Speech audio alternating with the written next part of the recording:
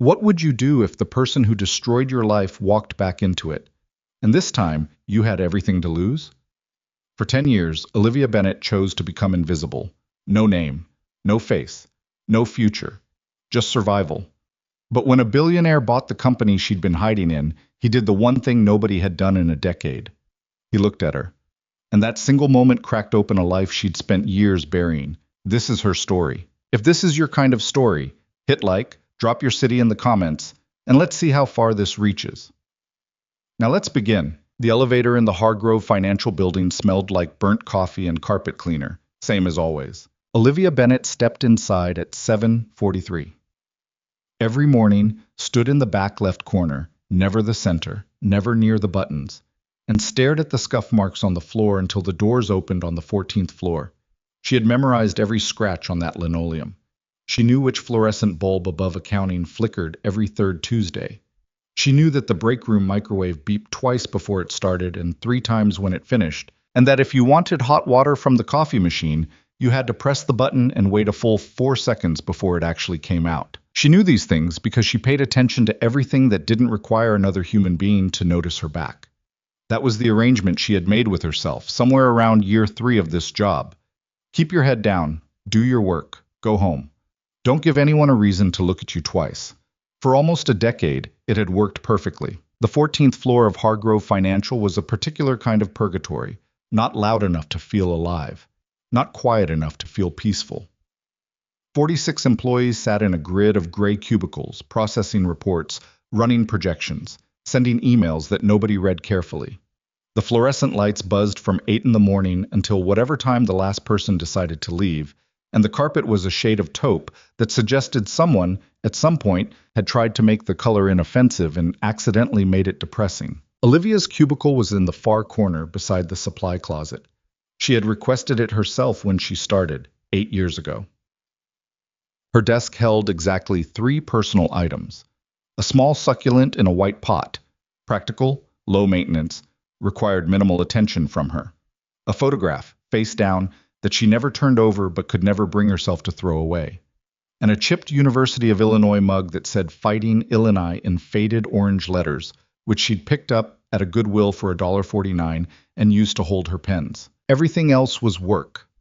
Spreadsheets, projections, market analysis reports that ran 40, 60, sometimes 90 pages long, color-coded and cross-referenced with a precision that would have made an actuary cry with joy. She was good at this job. Not just competent, not just reliable, genuinely good. The kind of good that made her supervisors look smart when they submitted her work under their names, which they did, regularly, because Olivia never complained and never asked for credit. That was also part of the arrangement. Her name was technically Olivia Bennet, but most people on 14 called her the quiet one from the corner when they needed to reference her, which wasn't often. Her direct supervisor, a round-faced man named Greg Paulson, who wore the same navy suit every Monday and smelled permanently of spearmint gum, referred to her as my analyst in meetings he took credit for attending. He had mispronounced her last name as Barnett for the first 6 months. She hadn't corrected him. Her wardrobe was a study in camouflage. Oversized cardigans in beige, brown, and gray, slacks that were one size too big, sensible shoes that made no sound on the carpet. Her hair, a warm chestnut brown that would have been striking if she'd let it be, was kept in a bun so tight it looked like a deliberate act of punishment. The glasses she wore were thick-framed, practical, slightly too large for her face. She was 30 years old and looked both younger and more exhausted than that.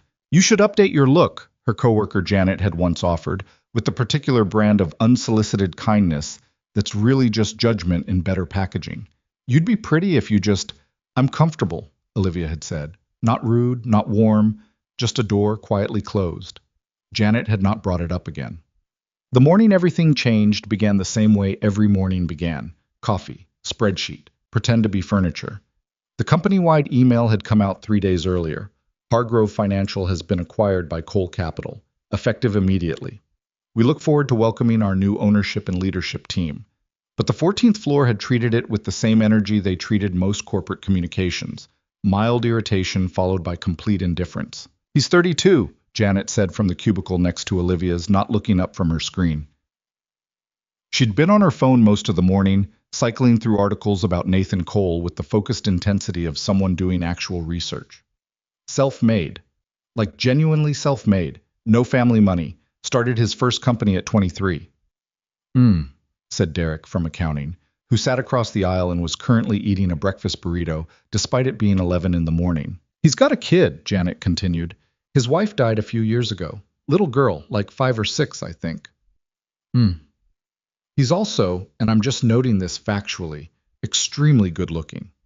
Janet, Derek said. I'm just saying. Olivia said nothing. She was 63 pages into a quarterly risk analysis that was going to require her to rework the third sector projections, because whoever had entered the municipal bond data in August had made a decimal error that no one had caught, including Greg, including the senior analysts, including the compliance team. She had caught it at 8:15 this morning. She would fix it, and no one would know she'd fixed it, and Greg would submit the corrected report and feel good about himself. The arrangement, well, Nathan Cole arrived on a Wednesday. Olivia knew he'd arrived because the energy on the 14th floor changed the way a room's energy changes when a storm is coming. Something electric and nervous moved through the cubicle grid. People sat up straighter. Someone in marketing apparently changed their shirt in the bathroom. And Greg Paulson appeared from wherever Greg Paulson went during the hours he wasn't at his desk, and stood near the elevator in a posture that suggested he'd been practicing it. Olivia did not look up from her decimal error. She heard voices. Several, then a quieter one that had a quality of stillness to it, like someone who didn't need volume to command attention. She heard Greg laughing too loudly at something. She heard Janet whisper, "Oh wow," to herself, which was the kind of thing Janet said when something genuinely surprised her. She fixed the decimal. She moved on to page 64. The voices got closer. "Restructuring decisions until we've actually met everyone, not just leadership," the quieter voice was saying. It had a low, even quality, the kind of voice that didn't rush itself. "I want floor-by-floor briefings. Actual employees, not just the managers." Greg laughed again, slightly less confidently this time. Of course. Though I'm not sure there's much to see down here. Most of the heavy lifting happens on 18. Then we'll do 18 after we do 14. Footsteps. Closer now." Olivia turned a page.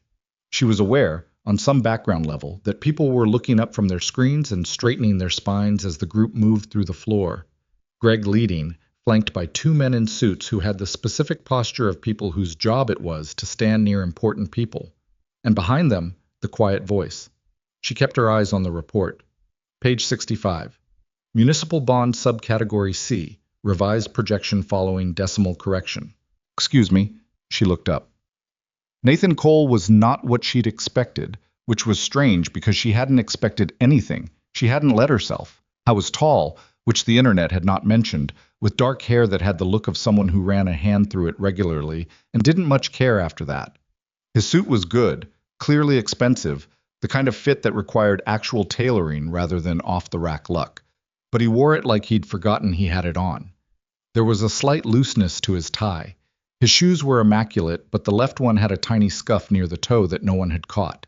She noticed the scuff. She noticed everything, always. He was looking directly at her, which was uncomfortable, and he had the kind of eyes that didn't glance, that they landed, stayed, like he'd decided to pay attention to her specifically and wasn't in a rush about it. "Sorry to interrupt," he said. It didn't sound like a corporate apology. It sounded like he actually meant it. "Nathan Cole." He held out his hand. Olivia looked at it for a beat too long, then shook it. "Olivia Bennett," she said. "Financial analysis." "What are you working on?" The question surprised her. Not who's your supervisor, or how long have you been here? Those were the questions people in his position asked, because they were safe and easy and didn't require actual listening. "Quarterly risk assessment for the third sector portfolio," she said carefully. There was a decimal entry error in the August municipal bond data that propagated through about 40 pages of projections. I'm correcting it. It's something shifted in his expression. Not dramatically, just a small recalibration, like a compass needle finding north. "How long has the error been in there?" "Since August." He paused. "How many quarterly reports has it affected?" 2. This would be the third. "And no one caught it?" She held his gaze. "I caught it this morning," she said. A silence. Behind Nathan, she could see Greg Paulson's expression doing something complicated and unpleasant. Nathan Cole looked at the stack of reports on her desk, then at her screen, then back at her. How long will the correction take you? I'll have a clean version by end of day. Send it directly to my office, he said. Not through, he paused. Just directly. He said it without drama, without any visible intention to embarrass Greg, who was standing 4 feet away. But the message was clear, and everyone in earshot caught it. Okay, Olivia said. He nodded, started to turn, then stopped. You've been here how long? 8 years. Another pause, longer this time. I'll want to schedule time to talk through your work, he said. Properly. Not a walkthrough. I mean, a real conversation. She didn't know what to say to that, so she said, Sure. He left. She turned back to page 65. Her hands were very steady. She was proud of that. She was the last person in the office that night. The floor had emptied out around 6:30. Even Greg, who'd hovered near her cubicle for an uncomfortable 20 minutes making noises about team credit and collaborative processes before giving up and getting his coat. The overhead fluorescents hummed in the emptiness. The cleaning crew came through at 7, nodded at her. She knew their names, both of them, which they'd seemed surprised by the first time, and moved on. She finished the corrected report at 8:14. She stared at the email compose window for a while. 2N Cole. Subject, corrected, Q3 risk assessment. She typed it, deleted it, typed it again. Stop being ridiculous, she told herself. She hit send. She put on her coat, a dark green parka from a thrift store, slightly too large, perfectly warm, and took the elevator down alone. Outside, Chicago was doing what Chicago did in late October. The wind came off the lake like a personal attack, and the streets had that particular grayness that came before the first real cold. She walked the 4 blocks to the bus stop with her hands in her pockets and her eyes on the sidewalk. Somewhere, in the building she'd just left, there were probably a dozen people her age at dinners and bars, and the kinds of places where people her age did things. She knew this the way you know something you've stopped trying to feel anything about. She caught the 147 North, sat by the window, watched the city move past. Her apartment was a 1-bedroom in Edgewater, 3rd floor, radiator heat that worked about 70% of the time, view of the alley. She paid $940 a month, which was below market rate because the landlord, a 73-year-old man named Victor, who lived on the 1st floor, liked that she was quiet and always paid on the 1st. She'd been there 5 years. The apartment was clean in the way that spaces get when someone spends very little time actually living in them. Functional furniture, no art on the walls, a bookshelf so overloaded it had started to bow slightly in the middle. Her kitchen had exactly the ingredients for the 12 meals she rotated through on a 2-week schedule, because she'd discovered, at some point in her mid-20s, that having to think about what to eat was energy she couldn't afford. She made pasta. She ate it standing at the counter because the table was covered in the side project she'd been working on for 3 months.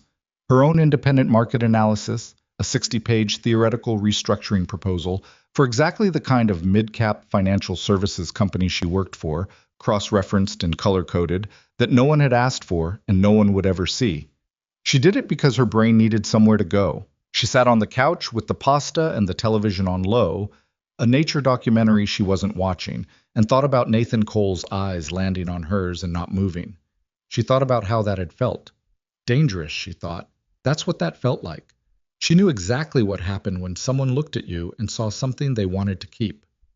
She turned off the television and went to bed. The thing about disappearing was that it required constant, exhausting maintenance. Olivia had gotten good at it over the years, the same way you got good at anything you practiced daily, but it wasn't a natural state.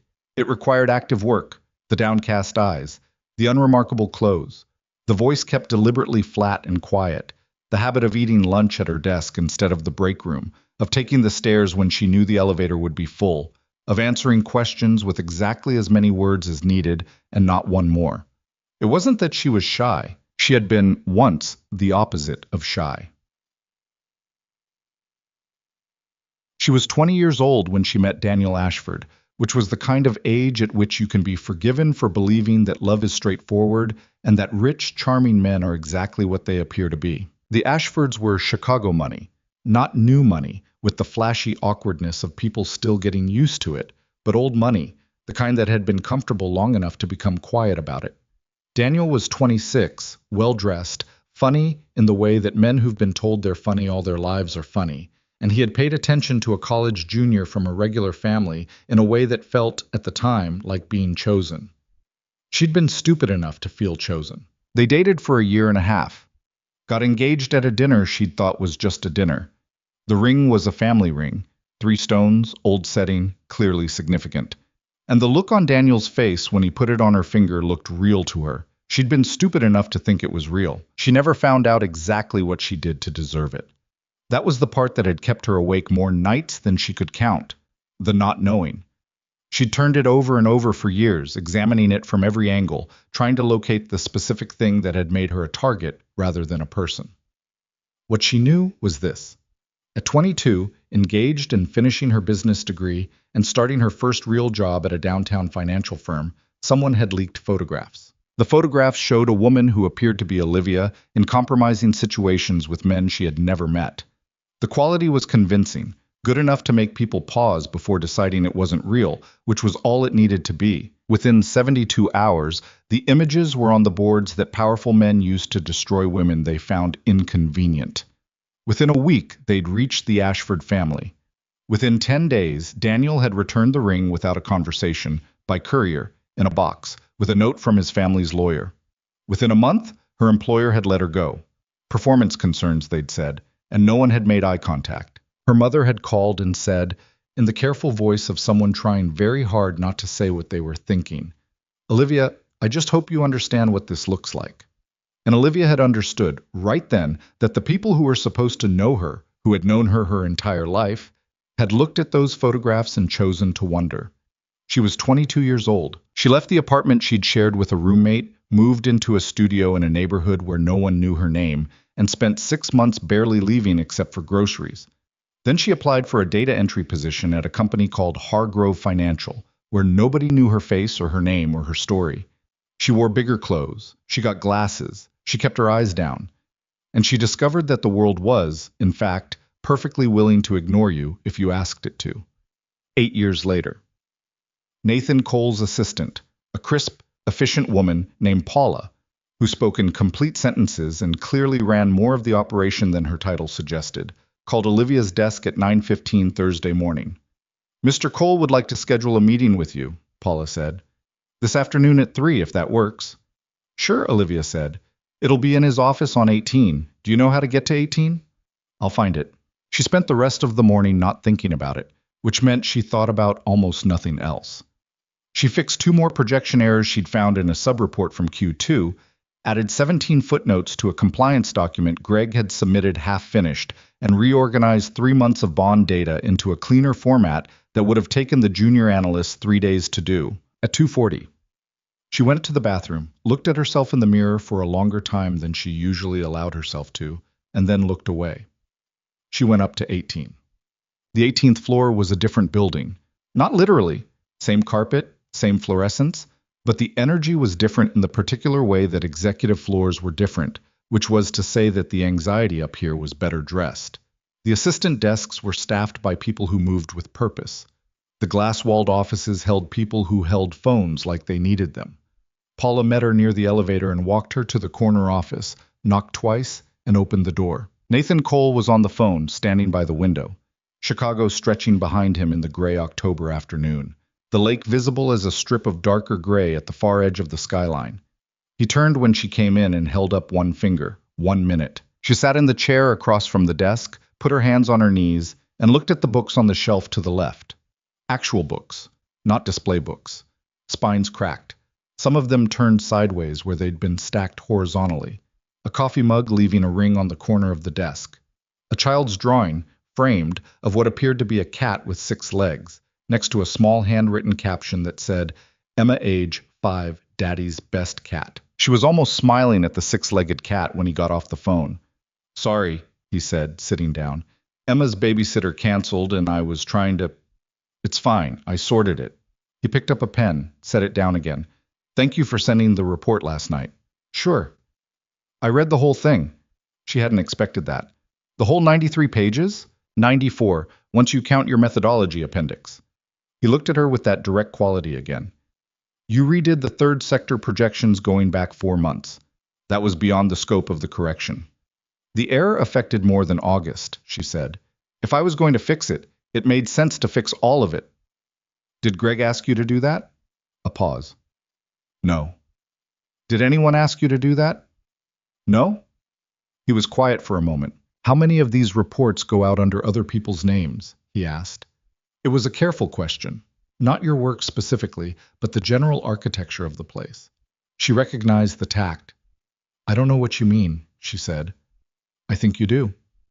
Another pause, longer this time. I do my job, she said. The rest isn't my business. Okay. He didn't push. I want to talk about your work specifically, though, not anyone else's. Yours.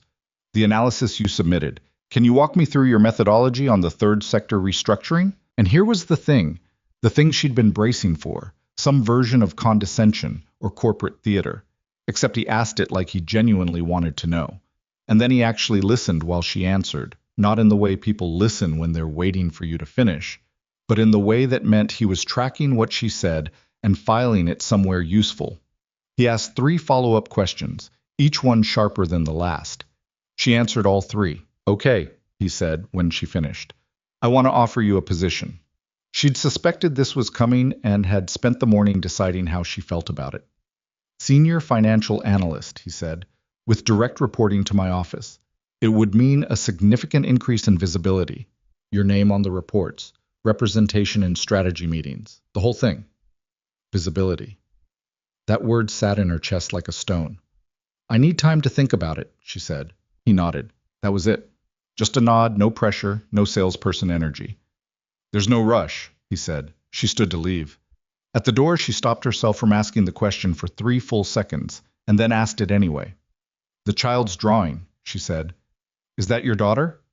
Something changed in his face, not dramatically, just a softening around the edges that happened fast and then settled. Emma, he said. She's 6. She's convinced that all cats should have more legs because then they could run faster. She's been lobbying for this position for about 4 months. Has she made any progress? She convinced me that she had a strong structural argument, he said. I'm still reviewing the evidence. Olivia was smiling before she caught herself. The report, she said. I'll think about the position. Take your time. She walked back to the elevator. Her heart was doing something unfamiliar and inconvenient.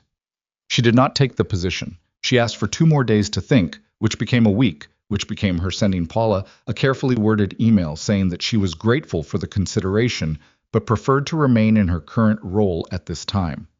Paula replied, Understood. Mr. Cole would still like your analysis input on the restructuring if you're open to it. No pressure. No pressure. She stared at those 2 words for a long time. Greg stopped by her cubicle that same afternoon with the specific energy of a man who had heard something and was trying to determine how much of a threat it was. Heard you had a meeting upstairs, he said, in the tone that pretended to be casual. Quarterly report follow-up, she said. Right. He lingered. If there's anything going on there, anything that affects the team, you know you can always come to me first as the team lead. Sure, Greg. He left. She watched him go. Team lead, she thought. Sure. Itang. Nathan Cole began stopping by the 14th floor. Not every day, maybe twice a week, sometimes once, and always with a reason. He needed data from a specific report. He had a question about a methodology. He wanted a second look at a projection figure that didn't match another document. The questions were legitimate. She checked. But he also, each time, spent a few extra minutes just talking. Not the performative small talk of corporate interaction, but actual talking. He asked her once what she thought about the proposed bond market restructuring that had been in the news. She told him carefully, then realized she'd been going for 3 minutes and stopped. Keep going, he said. She kept going. He asked her once, in the break room where she'd been eating lunch at 7:30 because she'd worked through noon, whether she ever actually left the building before sunset. Sometimes, she said. When? Weekends. He laughed. It was a real laugh. Not the networking kind, but the kind that surprised him slightly. Like her answer had been funnier than he'd expected. She liked that laugh more than she was comfortable with. The family event was a mistake. That was what she told herself afterward. A mistake, a lapse, a failure of the careful maintenance required to stay invisible. Hargrove Financial's fall employee event was technically optional, but Greg had sent a team email with enough passive-aggressive, non-optional energy that 5 of them had shown up on a Saturday afternoon to a rented event space in the West Loop that had a catered lunch and a supervised activity area for employees who'd brought their children. Olivia had not planned to stay longer than 45 minutes. She was standing near the back of the room with a plate she wasn't eating from when she felt something at approximately knee height make contact with her leg. She looked down. A small person was staring up at her. Dark hair and 2 uneven pigtails, clearly self-done, or done by someone who had tried their best and lost. Brown eyes with the particular focus of children who are deciding whether you are interesting. A purple dress with a sequined unicorn on the front. 1 shoe untied. "You have a big sweater," the small person said. "I do," Olivia agreed. "It looks like my grandma's couch." "That's—" She paused. "Yeah, that's fair." The child seemed satisfied by this response. She continued to stare. "Your glasses are big." "They are." "I need glasses, but my dad says I might not have to get them because my eyes might fix themselves. I want the pink ones." She tilted her head. "Are you sad?" The question arrived without preamble or warning, the way only children could deliver something like that. "I'm not sad," Olivia said. "You look a little sad. I'm just—" She stopped. What was she? Tired. Always tired, but not in a way she knew how to explain to a 6-year-old. "I'm a little tired." "My dad gets tired too," the child said, with the authority of someone reporting confirmed fact. "He works a lot. But then we watch movies and he feels better." She considered Olivia with the seriousness of someone making a decision. "I'm Emma." "I know," Olivia said. "I'm Olivia." Emma nodded, like this had been confirmed to her satisfaction. Then she held out her hand, a very formal gesture from a very small person. And Olivia shook it, because what else do you do? "Your shoe's untied," Olivia said. Emma looked down, then back up. "I can't do the bunny ears right." "Want me to show you?" Emma sat down on the floor immediately, with the decisiveness of someone who had been waiting for this offer.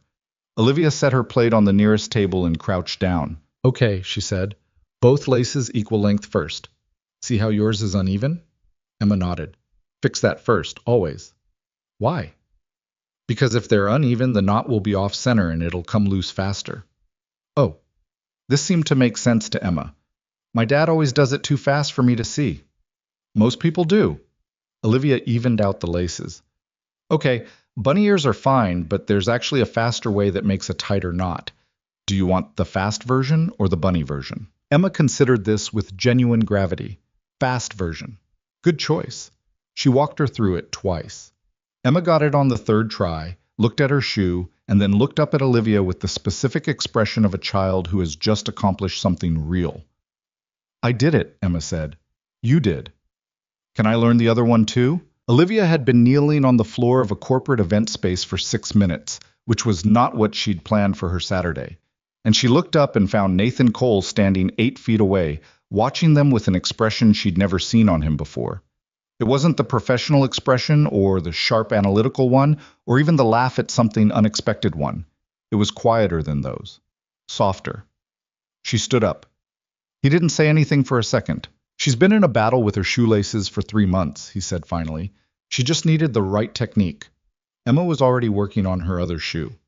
"She doesn't do this with everyone," he said, carefully, like it meant something. "She's 6, Olivia said. "She does this with everyone interesting." "Emma's pretty selective, actually." He looked at his daughter, then back at Olivia. "I've been trying to get her to talk to her teacher for 2 weeks. She just stared at the woman." Olivia didn't know what to say to that, so she picked up her plate and said, "I should get back to—" "Stay," he said, not demanding. It was too quiet for that. More like asking. She looked at the exit. She looked at Emma, who had finished her 2nd shoe and was now looking up at both of them with the particular intensity of a child who has already decided something. She stayed for 2 more hours. On the bus home, she looked out the window at the Chicago evening and told herself this was fine. It was a Saturday work event. She'd been polite. Nothing had happened. But she kept thinking about Emma's face when the knot held, and she kept thinking about Nathan's expression when he looked at his daughter, and she kept thinking about how for 2 hours she hadn't once thought about being invisible, which was, she knew, the most dangerous thing that had happened to her in 8 years. The email arrived on a Tuesday at 11:47 in the morning. She knew, the second she saw it, that it wasn't ordinary. The sender address was anonymous, a string of random letters and numbers from a generic domain, and the subject line said, "Thought you should see this before someone else sends it." She sat very still for a moment. Then she opened it. Inside were 3 photographs. She knew the photographs. She had been 22 years old when they first appeared, and in the 8 years since, she had done everything in her power to ensure they would never find her again. She had changed cities. She had changed her appearance. She had made herself small and gray and forgettable, and she had spent 8 years being exactly those things.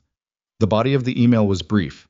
"Your boss might find these interesting." She read it twice. Then she closed her email, picked up her bag, and went to the bathroom, where she sat in a stall and pressed her back against the metal door and breathed for 4 minutes, counting the way she'd learned to when she was 23 and living alone in a studio apartment and needed to stop herself from coming apart completely. In for 4. Hold for 4. Out for 4. When she felt like herself again, or the version of herself she'd constructed in the last 8 years, she came out of the stall, washed her hands, looked at herself in the mirror. The face looking back was controlled and still. "You knew this couldn't last," she told it. "You knew someone would find it eventually. You knew." She walked back to her desk. She opened her resignation letter template. She'd had one saved, updated quarterly, ever since she took this job, and began to fill in today's date. She was still typing when her phone rang. "Olivia," Nathan's voice, steady, unhurried.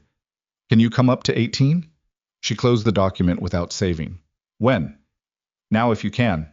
She took the stairs, all 18 floors. By the time she reached his floor, her face was composed and her hands were steady, and she had decided she would go in, she would be professional, she would not apologize for something she had never done, and she would resign with 2 weeks' notice, and then she would leave this city and go somewhere else and start again, and this time she would do it better. She would make herself smaller, she would make herself disappear. Paula waved her toward his office. She knocked, walked in. Nathan was standing at the window again. When he turned around, his expression wasn't what she'd steeled herself for. Not the distant corporate face, or the cautious pity face, or even the politely devastating HR face. He looked tired, like something was weighing on him. "Sit down," he said. "I'd rather stand." He looked at her for a moment. "Okay." "Whatever you received," she started. "Olivia, I'm not going to make this difficult. I understand if you need me to." "Olivia." His voice was gentle, but it had enough weight to stop her. "I didn't call you up here to let you go." She stopped. "Then why?" "Because someone sent me something I think you should know about," he said. "And I wanted to be the one to tell you. Not HR, not an email, me." The room was quiet except for the distant sound of the city outside. "I hired someone to look into it," he said. "The photographs." The words sat between them like something fragile. "That's..." Her voice was steadier than she expected. "That's not something I asked you to do." "I know." He didn't apologize for it. "I did it anyway." "You had no right." "I know that too." He moved to the desk, picked up a folder and held it out. "I'm not sure what to do with that except tell you what they found." She didn't take the folder. "The photographs were manipulated," he said. "Digitally.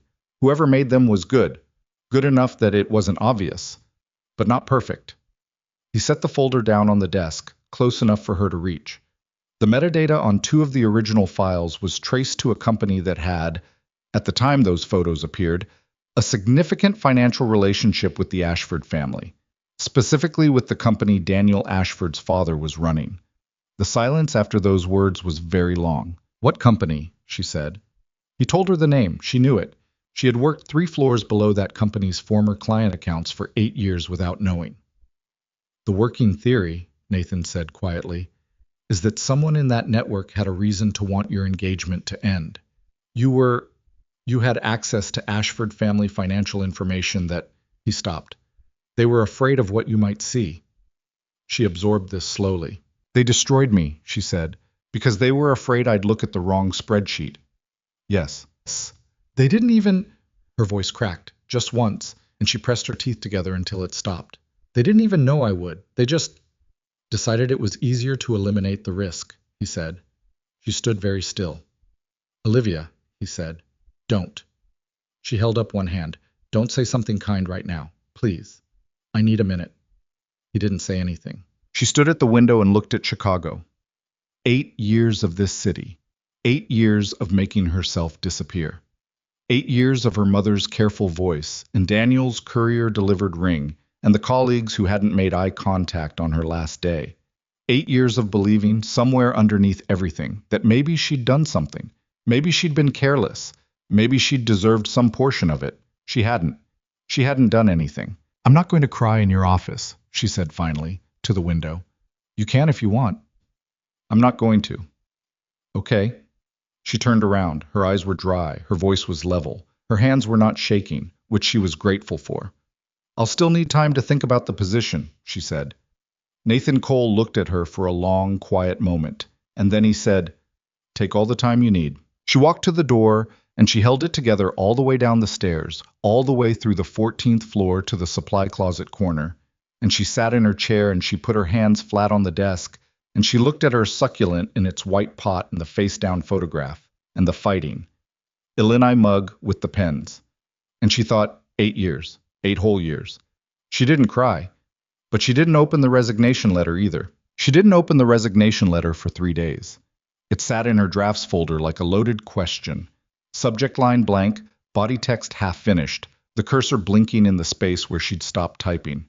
Every morning she opened her laptop, saw it sitting there, and closed it again. Not a decision, exactly. More like a postponement. One more day, just one more. The corrected quarterly report had gone out under her name. That was the first thing she noticed on Wednesday morning when the finalized document landed in the company-wide distribution. Not Greg's name in the author field, not Hargrove Financial Analysis Team, but Olivia Bennett, Senior Financial Analyst, acting. She stared at it for a long time. Greg appeared at her cubicle by 9. "Just so you know," he said, in the voice he used when he was angry but had decided to perform reasonableness. That title designation was put in by Nathan's office. "I wasn't consulted." "Okay," she said. "I'm not saying it's a problem. I'm just saying I wasn't consulted." "Okay, Greg." He lingered for another few seconds, which was what he did when he wanted someone to ask him to elaborate, then left when she didn't. She looked at her name in the author field again. Olivia Bennett. Just sitting there, public, on a document that would go to board members and senior leadership and clients and anybody who requested it. Her first instinct was to ask someone to change it. Her second instinct, quieter, newer, something she'd been afraid to let herself have, was to leave it alone. She left it alone. That afternoon, she got a calendar invitation from Paula. Standing meeting, Thursdays 2 p.m., Nathan Cole's office, financial strategy review. She accepted it before she could think too hard about whether she should. This was how it started, not with any single dramatic moment, but with small decisions accumulating like sediment. Her name on a document, a meeting accepted, a lunch break actually taken in the break room instead of at her desk. Nathan never mentioned what he'd told her in his office about the photographs. He didn't bring it up the following Thursday when she came upstairs and they spent 90 minutes going through the proposed restructuring of the company's mid-tier portfolio, and he didn't bring it up the Thursday after that. He simply behaved like someone who had filed the information away and was now waiting for her to do something with it on her own timeline. She found this more disorienting than anything else he could have done. Their Thursday meeting settled into a rhythm that felt, after the third week, almost normal. She'd come up at 2 with her laptop, and whatever she'd been working on, he'd have coffee already made. Black for him, and he'd started keeping a box of English breakfast tea because she'd mentioned once offhandedly that she didn't like coffee, which she'd thought he hadn't registered. They'd work through whatever she'd brought. He'd ask questions she had to actually think about. And then somewhere around 3:30, they'd end up talking about something adjacent to work. A market trend. An article one of them had read. A policy decision that was making its way through the financial news cycle. Once she arrived and found him on the phone, clearly in the middle of something complicated, waving her to the chair with an apologetic look. She sat down and started reading through her own materials, and he finished the call 8 minutes later and said, without preamble, "Sorry, Emma's preschool called. There was an incident involving a fire truck made of Legos and another child's finger. Is everyone okay?" "The Lego fire truck is fine. The finger needed ice." He sat down, rubbed the back of his neck. "She's 6. She's trying to construct an operational emergency vehicle fleet. I genuinely don't know what to do with that." "Encourage it," Olivia said. "It keeps injuring people." "The engineering impulse, not the specific vehicle." She paused. She's 6 and building multi-component structures with moving parts. That's not a behavior problem. That's a skill set. Nathan was quiet for a second. Her teacher disagrees, he said. Her teacher's wrong.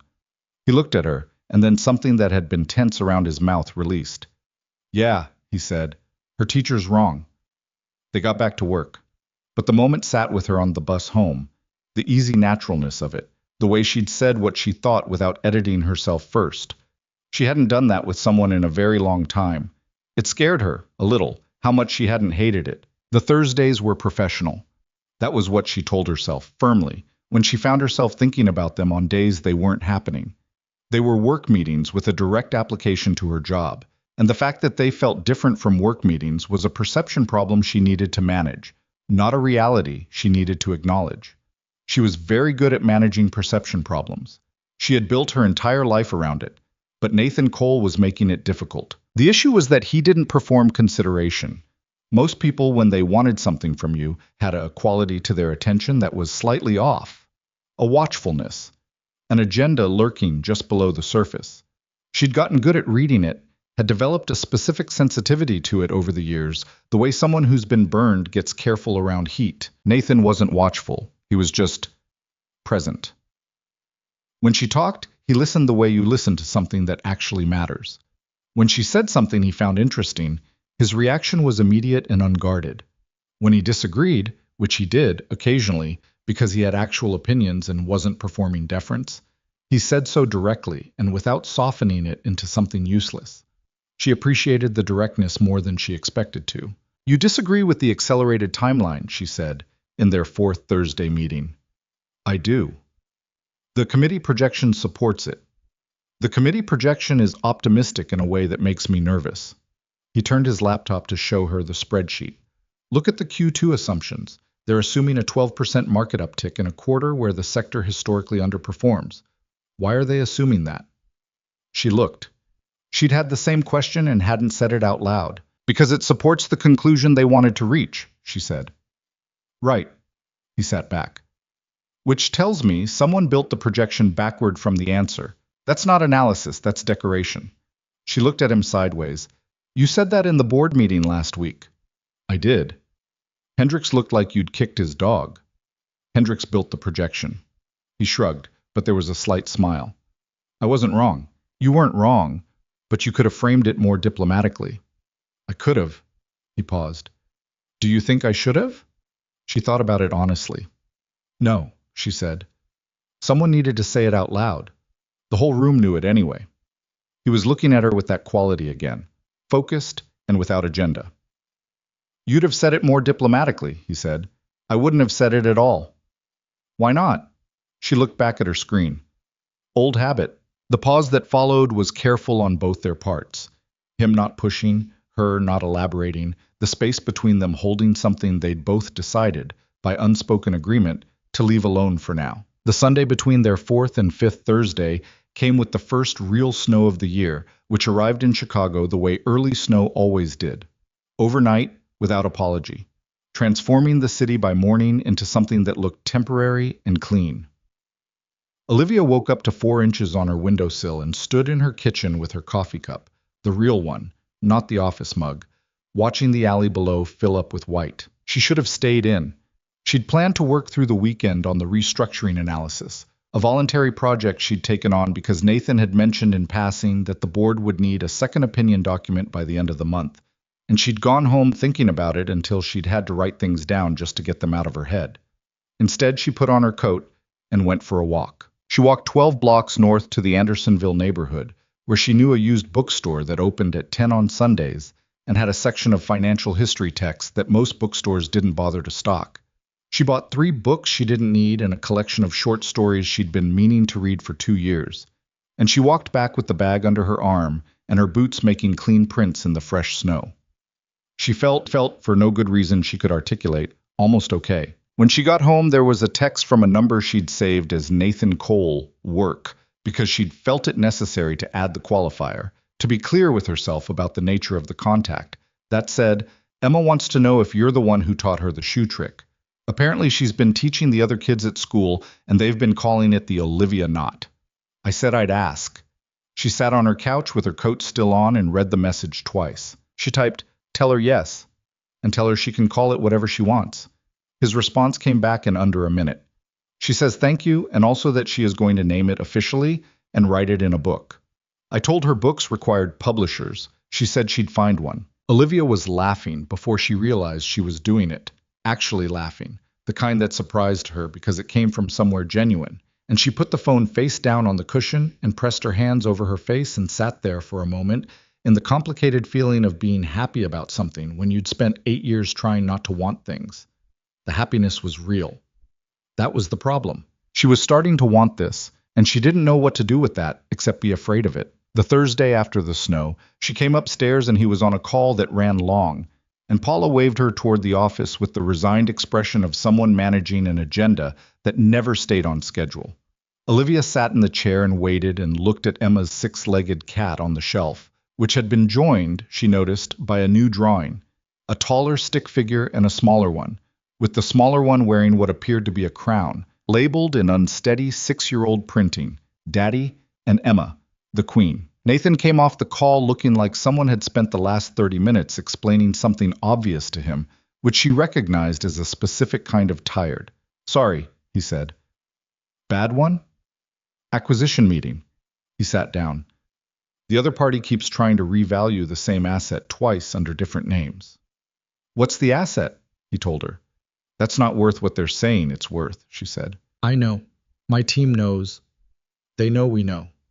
He picked up his coffee, realized it was cold, set it down. "They're just betting we'll get tired of the back and forth and pay it anyway." "Will you?" "No." Flat and final. "I don't pay for things twice just because someone's patient." She believed him. That was one of the things she'd noticed about Nathan Cole over the weeks. He meant what he said, with a consistency that was different from stubbornness. He wasn't inflexible. She'd watched him change his position twice in meetings when someone made a better argument. But he didn't bend because someone applied pressure. He bent because someone was right. She'd known very few people like that. They worked through the strategy review, and toward the end of the meeting he asked if she'd thought more about making the acting designation permanent. "Senior analyst," she said, just to confirm the parameters. "Director of financial analysis," he said. "We're reclassifying the role." She looked up. "That's different from what you originally offered." "It is." "Why?" "Because the work you've been doing for the last 6 weeks is director-level work. It would be inaccurate to call it anything else." He said this plainly, like it was just arithmetic. "The salary adjustment is significant. You'd be presenting to the board quarterly." Presenting to the board. She heard the words and felt them land in a part of her chest that had been trained for years to receive things like this with immediate refusal. "Nathan," she said, "you don't have to decide right now. I know." She pressed her hands flat on her knees. "Can I ask you something?" "Yes." "Why does it matter to you, whether my name's on the work, whether I'm visible in the structure?" She tried to keep her voice clinical, analytical, like it was a business question. "You could run the same operation with me in the same role I'm in now. The output would be identical." He was quiet for a moment. "Because the output wouldn't be identical," he said finally, "because you'd still be invisible. And the company would be lying about who's actually doing the work." "That's a business argument. It's also a different argument." He leaned forward slightly. "You're good at this. Better than half the people above you in this building. And you know that because you're not an idiot, and it has to—" He stopped, started again, more carefully. "It has to cost something to be good at something and have someone else take credit for it. Every day. For years." She kept her face still. "I manage," she said. "I'm sure you do." He didn't say it unkindly. "I'm asking if you want to keep managing, or if you want something different." The question was too direct. She wasn't ready for it to be that direct. "I'll think about it," she said. She thought about it on the bus home. She thought about it during dinner, standing at her counter. And she thought about it at 2 in the morning when she couldn't sleep and went to sit on her couch in the dark with her hands wrapped around a cup of tea gone cold. She thought about what it would mean to have her name somewhere public and permanent. She thought about the photographs in the anonymous email, still sitting in her deleted folder, and whether the person who'd sent it to Nathan had been satisfied with the silence or was waiting for the right moment to do more. She thought about Emma's drawing on the shelf. Daddy and Emma, the Queen. She thought about how, for 8 years, she had kept herself safe by staying small. And she thought about how safe, lately, had started to feel less like protection and more like a cell she'd gotten used to. She didn't sleep well. 2 days later, she emailed Paula. Please tell Mr. Cole I'd like to accept the director position, effective the start of next month, on the condition that we discuss the transition timeline and reporting structure first. Paula replied within 10 minutes. Thursday's meeting will work. He says, and I'm quoting directly here, good, just good. She stared at that for a while, then turned back to her spreadsheet. The transition was not smooth, because transitions involving other people's egos rarely are. Greg Paulson took the news with the particular expression of a man who had been expecting it for 3 weeks and had spent that time preparing not to show how much it bothered him, which meant he was visibly bothered from the first moment. Congratulations, he said, in a tone that managed to contain both the word and its opposite simultaneously. Thank you, Greg. It's a big jump, Director. He picked up a pen from her old desk, looked at it, set it back down. You sure you're ready for the exposure, board presentations, media-facing stuff? I'll manage, she said, which was the same thing she'd said to Nathan, except this time she meant it differently. She moved her things to the new office on the 15th floor on a Friday afternoon. It wasn't a large office. It had a window, which felt significant, and a door that closed, and enough space for her to set up her monitors the way she wanted. She put the succulent on the windowsill. She put the Fighting Illini mug on the desk. She left the face-down photograph in the box. She wasn't sure why she'd brought it at all. The first board presentation was in the second week of November. 17 people in a glass-walled conference room on the top floor, the kind of space designed to make you aware of your own heartbeat. She'd prepared for 3 days, rehearsed the verbal portions in her apartment with the door closed, rebuilt her slide deck twice. Nathan was in the room, but he didn't sit at the head of the table. He sat to one side with his usual notepad and gave her the floor without ceremony. She presented for 41 minutes. Hendricks, who'd been running financial analysis presentations at Hargrove for 11 years, asked 3 pointed questions during the Q&A that were designed more to establish his own expertise than to interrogate her data. She answered all 3 and then, on the third one, politely dismantled the assumption behind the question before addressing it, which caused Nathan to make a small note on his pad and caused Hendricks to clear his throat. After the room cleared, Paula caught her in the hallway and said quietly, "That was the best board presentation I've seen in 4 years at this company. And I've seen a lot of bad ones." Olivia blinked. "Thank you." "I'm not flattering you. I'm a very poor flatterer." Paula was already walking. "Thursday's meeting time is moving to 3, by the way. Emma has a school thing at 2:30. Olivia was still processing the fact that Nathan had apparently mentioned his daughter's schedule to his executive assistant in the context of adjusting her work meeting, which was a small strange thing that lodged itself in her chest without her permission. The board presentation got her a mention in the company's monthly internal newsletter. Her name, her photo. A LinkedIn headshot from years ago that someone had dug up and that she looked at for a long time before clicking away. And 3 sentences about the new direction of the financial analysis department. Her phone got 2 texts that day from numbers she didn't recognize, both congratulatory, clearly from people she'd worked with before in other contexts. She replied to both with brief thanks, and then spent an hour wondering how many people had found that newsletter. Her mother called that evening. Olivia almost didn't answer. She'd maintained a careful relationship with her mother for years. Dutiful phone calls on birthdays and major holidays, the occasional text, a visit at Christmas that both of them endured with polite effort. Her mother wasn't a bad person. She was someone who had made a decision in a crisis and had never been able to walk it back without admitting what it had cost. "I saw something about your company online," her mother said when she answered. "The newsletter. Your photo." A pause. "You look different." "I cut my hair." She hadn't particularly, but something had shifted in how she was carrying herself, and apparently it showed in a 4-year-old LinkedIn photo. "You look good," her mother said, and there was something effortful in how she said it, like a woman climbing toward a thing she couldn't quite reach. "Thank you. Are you—" Another pause. "Are you doing well?" "Really?" Olivia leaned against the window of her apartment, looking at the November city. "I'm getting there," she said. It was the most honest thing she'd said to her mother in 8 years. The silence that followed was the kind that held more than 2 people usually say out loud. Her mother said quietly, "I'm glad." And Olivia knew that wasn't enough. and also knew that it was something, and she stayed on the phone for another 11 minutes and talked about work and the weather and nothing important. And when she hung up, she stood in her kitchen for a while with the feeling of a wound that had been closed for so long you'd forgotten it was there, and then you moved wrong and felt the pull of it. She went to bed early. She didn't sleep well. She hadn't, in general, since the week Nathan had told her what he'd found. The information sat inside her and did things she hadn't finished processing, rearranging things, undoing conclusions she'd been living inside for years. She'd been innocent. She'd known she was innocent, the way you know something you can't prove, and so learned to stop expecting the world to believe. But knowing it and having evidence were different experiences, and the difference was doing something to her. It was making her angry, for one thing.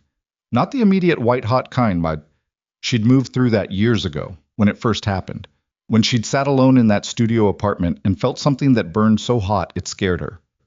This was different, quieter and colder. The anger of someone who has been calm for a very long time and is now running out of reasons to stay that way. She hadn't done anything with that anger yet. She wasn't sure she would, but she could feel it under everything, a low heat changing the shape of things. On a Thursday in late November, 3 weeks after the board presentation, Nathan asked her to stay a few minutes after their meeting. Paula had already left. The floor was quiet. The light through the office window had the particular quality of late afternoon November light in Chicago, which was gray and direct and somehow also flat, like the city was tired. He said, "Emma wants to know if you'd come to her school play." Olivia went very still. "Her school play," she repeated. "December 6th, she's playing a tree." He looked at her with the kind of expression she'd come to recognize as his actual face. Not the executive one, the human one. "She drew you a program. It has your name on it. She's been working on it for a week." She drew me a program. "It includes a detailed illustration of the tree costume." He paused. "You are listed, I should mention, as special guest." Olivia pressed her fingers together. This was the thing she'd been trying not to look at directly. Not the Thursday meetings, not the texts about the shoelace knot, not the tea she found on the credenza of his office like someone had thought to stalk it. All of those were things she could categorize under professional relationship with human dimensions, which was a category that existed and was manageable. Emma was different. Emma was 6 years old and had decided Olivia was a person worth drawing programs for, and that was not something Olivia knew how to put in a professional category. "Nathan," she said. "You can say no," he said. "I told her you're busy. She accepts that you might be busy, but she wanted me to ask anyway because, and I quote, 'People who are busy can still come to important things if they want to.'" The 6-year-old logic of that was perfectly irrefutable. "She's not wrong," Olivia said. "She's frequently right," he said, with a quality in his voice that parents get when they're talking about their kids to someone who might actually care. "She gets it from somewhere I can't identify. It's not me." "Maybe it is you." He looked at her. "You're frequently right too," she said. "You're just more annoying about it." He laughed. The real one, the surprised one. She realized, been deliberately trying to make him laugh. That was a new thing. That was a thing she needed to examine later, alone, in her apartment, with sufficient distance. "I'll come to the play," she said. "Yeah?" "She drew me a program. That seems like the kind of effort you show up for." The quality that came into his face was not quite relief and not quite happiness. It was more complex than either of those, the way real emotions usually were. "She's going to be—" "I'll tell her," he said. "She'll be—" "Yeah." "The tree costume," Olivia said. "Is it a large tree or a small tree?" "It's ambitious," he said. "I've been told it required 2 cardboard boxes and a significant quantity of green felt. I'll prepare myself." She left his office and took the elevator down to 15. She sat at her desk in the office with the window and the succulent on the sill and the Fighting Illini mug full of pens, and she opened her laptop and tried to work. She read the same sentence 4 times. December 6th was 2 weeks away, and Emma Cole had drawn her a program with her name on it, and the impossible thing, the thing she'd been trying not to look at, was that she wanted to go. Not because she felt obligated, not because it was professionally useful, not because Nathan had asked. She wanted to go because she missed being someone a child wanted to draw a program for. She'd forgotten, in 8 years of being invisible, that there were things you lost when you made yourself small. Not just opportunities or career advancement or the kind of life other people her age seemed to be building without apparent effort. Small things. The things that happened between people when they trusted each other enough to be themselves. She had given all of that up to stay safe. And now a 6-year-old with uneven pigtails was quietly, methodically, and without any awareness of what she was doing, dismantling 8 years of careful architecture. Olivia stared at her laptop screen. She thought about calling her mother back. She thought about the face-down photograph in the box she'd brought from her old desk, still unlooked at. She thought about the anonymous email in her deleted folder, and whether the person who'd sent it was done. She decided, sitting in her office in the November quiet, that she was tired. Not the bone-deep exhaustion of the last 8 years, though that was there too, underneath everything, always. But tired of waiting for something bad to happen. Tired of organizing her whole existence around the prevention of pain. Tired of choosing small. She turned the photograph over. She'd been 22 when it was taken. Her and Daniel at some event. She couldn't even remember which one now. Her in a blue dress she'd borrowed from a roommate, smiling the way you smile when you think you have everything figured out. She looked at the girl in the photograph for a long time. Then she put it back down. Not face down, just down. It was a small thing, one small thing. She turned back to her screen and started working. Outside, Chicago was already dark at 4:30, the way it got in November, and the city lights were coming on in the buildings across the skyline. Hundreds of lit windows in the gray dusk, each one containing some version of a life being lived. She had a tree play to go to in 2 weeks. For the first time in longer than she could remember, that thought didn't scare her. The school auditorium smelled like industrial cleaner and construction paper, which was exactly the right smell for a place that was trying very hard to be more important than it was. Olivia arrived 7 minutes early, which for her was practically late, and stood near the back of the room holding the hand-drawn program Emma had apparently sent home with Nathan 2 days prior with strict instructions that it be delivered before the event. The program was 4 pages of folded copy paper, stapled slightly off-center, with a cover illustration of a large green tree wearing what appeared to be a tiara. Underneath the tree, in Emma's careful but still developing printing, the winter show, special guest, Olivia. Not Olivia Bennett. Not Ms. Bennett. Just Olivia, with a period after it, like punctuation was a formality Emma had decided to observe without fully committing to. She had looked at it 3 times on the bus over and then folded it carefully into her coat pocket. The auditorium was filling with the particular energy of a children's school event, parents with phones already raised, younger siblings being managed at various degrees of success, a grandmother in the front row who had clearly dressed for an occasion significantly more formal than a first-grade winter play. Nathan was near the middle section, already saving the seat beside him in the way people save seats when they're expecting someone they're mildly nervous about, which was to say he was sitting with his jacket on the seat and checking the door with a frequency he probably didn't realize was visible. He saw her. The jacket came off the seat. She made her way down the row. "You made it," he said. "I said I would." "I know, He stopped. "Emma's been asking approximately every 40 minutes since Tuesday whether you confirmed." "I confirmed on Tuesday." "I know. She's 6. Confirmation doesn't have a time limit for her." Olivia sat down, put her coat in her lap, and looked at the stage where a first grader in a shepherd costume was being herded back into the wings by a harried-looking teacher. She felt the warm, crowded, slightly too loud atmosphere of the room settle around her.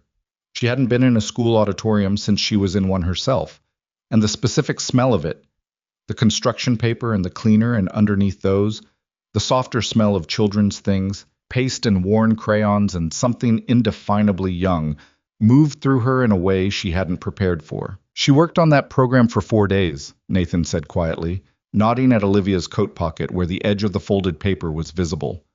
"I can tell. The tree has excellent posture." He smiled. "She spent a long time on the tiara. I was informed that trees in important plays wear tiaras." She's not wrong. The lights dimmed. A teacher came to the microphone at the side of the stage, said the things teachers said at these events.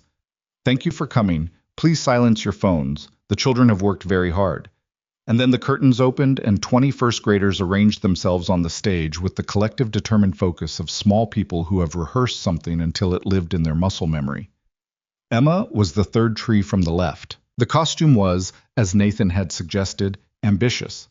2 cardboard boxes had been painted brown for the trunk, connected by what appeared to be a carefully cut hole so Emma could stand inside them. The leafy portion was constructed from layers of green felt attached to a wire frame that sat around her shoulders like a very enthusiastic collar, giving her a silhouette that was more sphere than tree, but communicated the essential idea with commitment. On top of the felt crown, a small silver tiara. Her face was visible above the trunk box, expression fixed in the particular concentration of a child who has been told not to wave at their parent in the audience and is working very hard to comply. She saw Olivia. The concentration broke for approximately 3 seconds, a flash of something so purely delighted that Olivia felt it like a hand pressing briefly against her sternum. Then Emma recovered, faced forward, and resumed her tree posture. Beside her, Olivia heard Nathan let out a breath. "She saw you," he said quietly, mostly to himself. "She held it together," Olivia said. "Strong focus for a 6-year-old. She's been practicing not waving." He paused. "She told me at breakfast she was worried about waving." The play was 23 minutes long, involved a plot about woodland creatures preparing for winter that Olivia couldn't entirely follow, but which seemed to hinge on whether a squirrel had gathered enough acorns and required the trees to stand very still for long stretches, while other children delivered their lines around them. Emma stood still with the focused sincerity of a professional. At one point, a child in a chipmunk costume bumped into her trunk box and nearly dislodged it, and Emma grabbed the box with both hands, steadied it, set her face back to neutral, and looked at no one as though nothing had happened. Olivia pressed her lips together to keep from laughing. Nathan made a small sound beside her that suggested he was doing the same thing. After the play, in the gymnasium where the school had set up a reception with juice boxes and store-bought cookies, Emma found them in approximately 4 seconds. She had removed the cardboard trunk but was still wearing the felt crown and the tiara, which she apparently had no intention of giving up. "You came," she said to Olivia, with the gravity of someone confirming an important fact. "I said I would." "I know, but sometimes adults say they will, and then they don't." Emma delivered this assessment without particular bitterness. Just the straightforward empirical reporting of a child who has cataloged human behavior and is sharing her findings. "That's fair," Olivia said. "I'm sorry that happens." "It's okay." Emma appeared to have moved past this.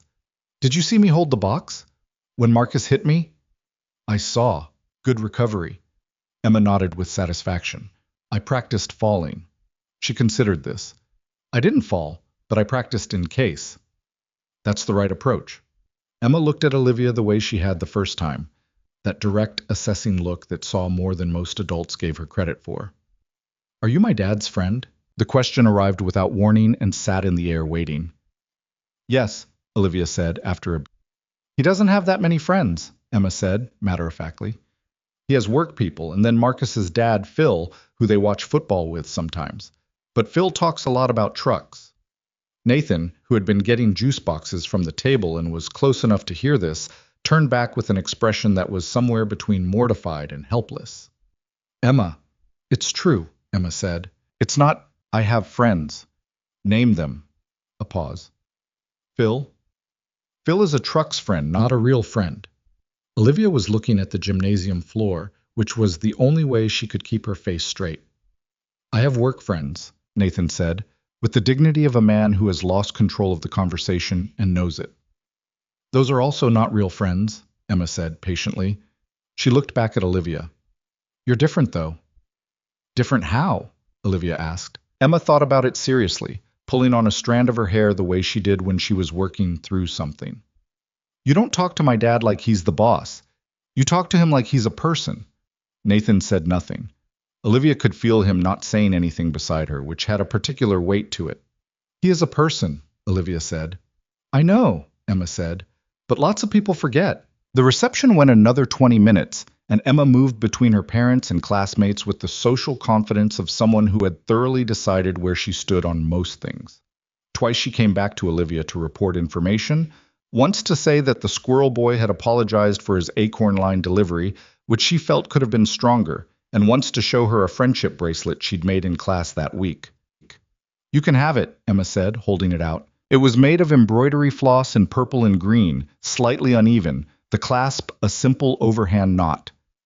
"Emma," Nathan started. "She doesn't have to—" "I want to," Emma said. She looked at Olivia. "If you want it." Olivia took the bracelet. She put it on her left wrist over her coat sleeve, where it sat slightly too loose but held. "Thank you," she said. Emma examined the result and appeared satisfied.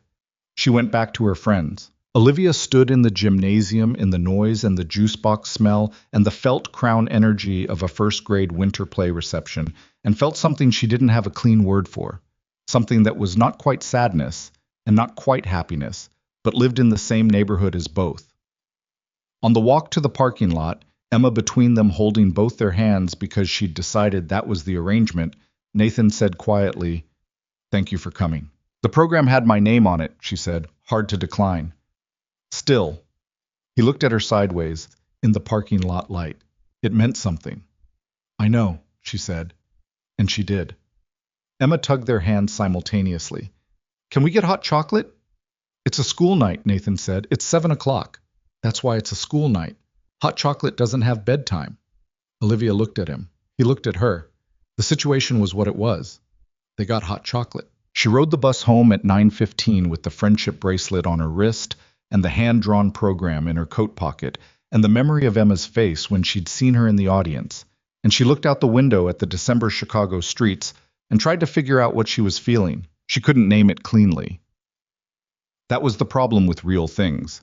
They didn't resolve into something you could file away and manage.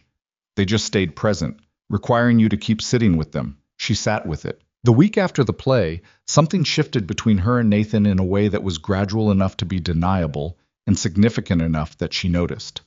The Thursday meetings were the same structurally. Her data, his questions, the back and forth of two people who had figured out how to think alongside each other.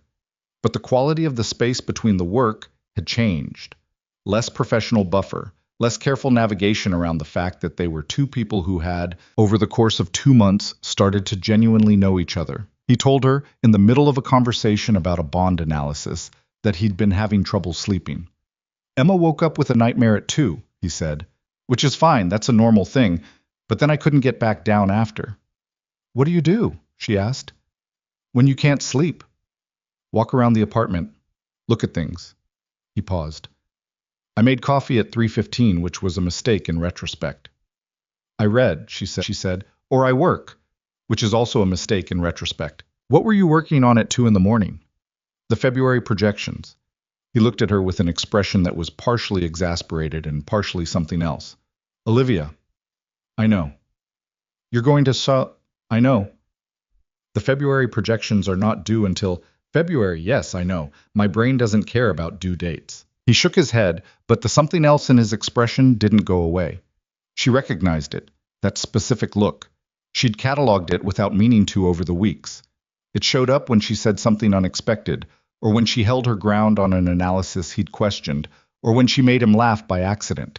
It was the expression of someone who kept discovering that you were more than they'd already understood, and was finding this genuinely interesting rather than inconvenient. She knew what that expression meant. She knew what it meant because she recognized the shape of it, had felt its equivalent in herself, growing quietly and without permission over the weeks. Something that lived in how she looked forward to Thursdays, in how she noticed when he was tired, in how she'd stored the information that he made coffee at 3:15 when he couldn't sleep, and had felt, unreasonably, like she knew something important. She was not ready to do anything with this. She wasn't sure she'd ever be ready, but she was honest with herself. Alone in her apartment in the December dark. In a way she hadn't been honest with herself in years. She was not indifferent to Nathan Cole. She had stopped being indifferent somewhere around the second Thursday.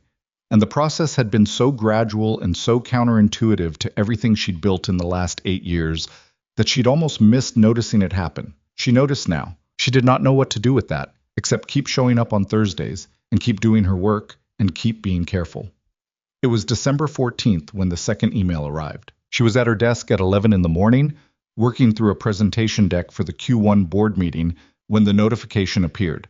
Different address from the first one, but the same format. The string of random characters, the generic domain, the subject line designed to feel like casual concern. Wanted to make sure you saw this. Inside was a link to a web forum she recognized from 8 years ago. The post was recent, time-stamped that morning, and it included the photographs again, same as the first time, along with her name. Her new name, her current name. Her name that was now on board presentations, and a company directory, and an internal newsletter. The post had been up for 2 hours. She closed her laptop. She sat very still for a long minute, hands flat on her desk, feeling the cold understanding move through her of exactly what was happening. Whoever had done this the first time hadn't been satisfied with the silence. The first email, sent to Nathan, had failed. Nathan hadn't done what they'd expected, hadn't fired her or withdrawn or quietly made the problem disappear. The situation had done the opposite of what they'd intended. She was more visible now, not less. So they were escalating. She picked up her phone. She looked at Nathan's contact, still saved as Nathan Cole, work, which now seemed absurd given that she knew what he drank and how he slept and what his daughter's face looked like when she saw someone she'd been hoping would show up. She texted him, "Can you call me when you have a minute?" He called in 4 minutes. "What happened?" he said when she answered. Not a question. He'd read the tone in the text. She told him about the forum post. She gave him the link. She kept her voice level, which cost something, and she sat at her desk with her hand pressed flat against the wood and talked through it the way she would have talked through a problem that belonged to someone else. "Okay," he said when she finished. He was quiet for exactly 3 seconds. She counted. "Don't touch the post. Don't respond to anything. I'm calling someone." "Nathan, I know you can handle this alone. That's not the point." She pressed her teeth together. "The point," he continued, "is that you shouldn't have to." The silence after that was short. "Okay," she said. "Are you all right?" She almost gave him the automatic answer. "Fine, I'm fine, I manage," and then stopped herself. "I'm angry," she said. "Good." His voice had the quality it got when he'd made a decision and was calm on the other side of it. "You should be. Stay angry. I'll call you back within the hour." He called back in 50 minutes. "I have a name," he said. "I want to tell you in person." She went up to 18. His office had the December afternoon light in it, low and flat through the windows, the city gray outside. And he was standing when she came in, not at the window this time, but near the desk, in the posture of someone who has been sitting with something heavy and has decided to meet it standing up. "Sit down," he said. "I'd rather stand." "I know." He didn't argue it. The person who sent the emails, both of them, works for a private consulting firm that has a long-term contract with Whitmore Capital. Do you know Whitmore? She knew the name. Everyone in Chicago finance knew the name. Ashford Family Money, she said slowly, one of their investment vehicles. The oldest one, the one Daniel's father actually controls. He looked at her steadily. The theory from 8 years ago, that someone wanted your engagement to end because of what you might access. We can prove more of it now. How much more? Enough. He picked up a folder, set it back down. The consulting firm that fabricated the photographs was paid from a subsidiary 3 layers removed from Whitmore. My investigator traced it through shell accounts that were sloppy in ways that only look sloppy in retrospect. They were good enough at the time. She absorbed this. "So, Daniel's father," she said. "Almost certainly." He paused. "There's no way to prove Daniel didn't know.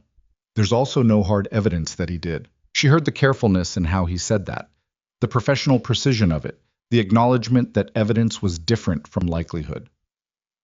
"I don't need to know about Daniel," she said. "What I need to know is whether this is over." "No." He was direct. "Whoever activated the consulting firm did it because you became visible again. The newsletter, the board presentations. They got nervous. So the solution is to become invisible again." He looked at her. "No." That was sarcasm. "I know." He leaned against the edge of the desk, a thing he did when he was thinking, she'd noticed, like he needed the physical grounding. "We can pursue this legally. What was done to you was illegal. The photograph fabrication, the coordinated defamation. The statute of limitations on this kind of civil action is longer than most people think." "I know what it is," she said. "I looked it up, 3 years after discovery." He paused. "You looked it up." "A long time ago." She pressed her hands together. "I looked it up, and then I decided I didn't have the money or the evidence or the energy to fight something that powerful. You have the evidence now. You found the evidence. It's your evidence." He said it without flourish. "I found it, but it belongs to your story, not mine." She looked at the window, at the gray December sky, at the buildings across the skyline with their lit windows, same as she'd looked at them from her own office on the 15th floor, same as she'd been looking at this city for 8 years and trying not to want anything from it. If we pursue this, she said carefully, it becomes public. Everything becomes public. Yes. The photographs. My name connected to it. The Ashford family. Yes. That's the thing they're afraid of, she said, half to herself. They've been managing it quietly for 8 years. They don't want it public. Which is exactly why it should be. She turned back to him. I need time to think about this, she said. Take it. He looked at her, and there was something in his face that was not quite frustration and not quite urgency, but sat between the two. I just want you to know, whatever you decide, I'm not going to quietly make this go away. If you tell me to stop, I'll stop. But I won't do nothing. She held his gaze. Why not? She asked. Practically speaking, it's cleaner for you to... Olivia. His voice was steady. Don't reduce this to something practical. The room was quiet. She looked at him, really looked, in the way she'd been carefully not doing for weeks, because looking meant acknowledging what was there. He was tired, she could see that. He'd been carrying this since the first email, investigating and building a case and carrying it without telling her until he had something solid, because he'd known she wouldn't want to be protected from something thin. He'd given her something solid. Give me 3 days, she said. You have all the time you need. She left his office and took the elevator down alone and stood in it with her back against the wall and let herself feel, for the duration of the ride, the full weight of what she was holding. 8 years. A destroyed engagement. A career she'd built from scratch in someone else's shadow. An apartment with no art on the walls and a face-down photograph and a 12-meal rotation and the careful, constant, exhausting work of being nobody. She had done all of that because someone was afraid of what she might see if she got too close to the wrong spreadsheet. That cold anger, the quiet kind, moved through her in the elevator. She let it. The 3 days were not peaceful. She slept badly, ate badly, worked with a kind of feverish focus that was less productivity and more displacement. The restructuring analysis grew to 90 pages because she kept thinking of things to add, which she knew was avoidance but couldn't stop. She called her sister on the second night. She hadn't spoken to her sister, whose name was Claire, in 2 years. Their relationship had followed the same trajectory as the one with her mother. Careful and maintained and honoring the shape of a relationship without filling it with anything real. Claire lived in Cincinnati with a husband and 2 kids, and a life that Olivia had made herself genuinely happy for her sister to have, even when the distance between that life and her own felt like a physical thing. Hey, Claire said, picking up with the slight wary energy of someone who doesn't know the shape of an unexpected call. Hey, Olivia said. A pause. Everything okay? I need to ask you something. She sat on her couch, legs crossed, looking at the bookshelf. When it happened, back then, did you believe them? The silence was long enough to be its own answer, but Claire said, Olivia, I'm not asking to accuse you of anything. I genuinely want to know. I need to understand what everyone was thinking. Another silence. Then, with the specific difficulty of someone telling a truth they've been sitting on for a long time. I didn't believe it completely, but I didn't know what to think. You were different that last year, distant. And the photos they were fabricated, Olivia said, professionally. I have proof now. The silence this time was different. Oh, God, Claire said quietly. Yeah. Olivia, I know. We didn't... Her sister stopped. I didn't fight for you, any of us. We let you disappear. Yes, she said it without cruelty. I know you did. I'm sorry. Claire's voice was rough. That's completely inadequate. I'm sorry anyway. Olivia pressed the heel of her hand against her sternum, where the feeling was living. I believe you, she said. They talked for an hour and 40 minutes, the longest conversation they'd had in years. Olivia told her about the evidence and the consulting firm and the Ashford family connection. She told her about the promotion and the board presentation and the hand-drawn program. She did not talk about Nathan directly. Some things were still too new and tender to name out loud to someone she was rebuilding trust with. But she talked. She let herself be known, a little, by someone who'd known her before. When she hung up, her face was wet in a way she hadn't noticed while it was happening. She wiped it with her sleeve and sat in the dark apartment for a while. Then she texted Nathan. I want to pursue it, all of it. I'll need a lawyer recommendation. He replied in 2 minutes. I'll have a name on your desk by morning. You don't have to do anything before you're ready. She looked at that for a long time. The next morning, she came to her office and found a handwritten note on her desk. Paula's handwriting, which was extremely good, writing someone else's words. Attorney, Margaret Chen, Harmon and Associates. She knows the details. She's expecting your call.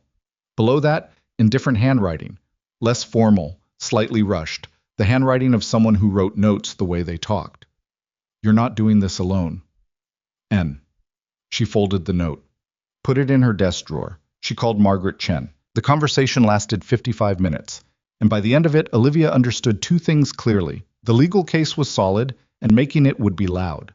Margaret used the word loud herself, without apology. This will be loud, Miss Bennett. The Ashford name generates attention. You should be prepared for it. I know, Olivia said.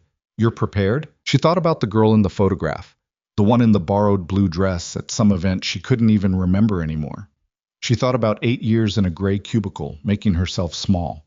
She thought about Emma's face in the auditorium, that flash of pure delight before the professional tree focus reasserted itself. I'm getting there, she said. She emailed Nathan after the call. Margaret was thorough. I'm going forward. She estimates 6 to 8 weeks before filing, pending document review. His response came back in under a minute. Let me know if you need anything. Then a minute after that, Emma wants to know if you're coming to her school's holiday cookie event on Friday. I told her you're busy. She would like to formally dispute that assessment. Olivia stared at that. She typed back. Tell her the dispute is noted and accepted.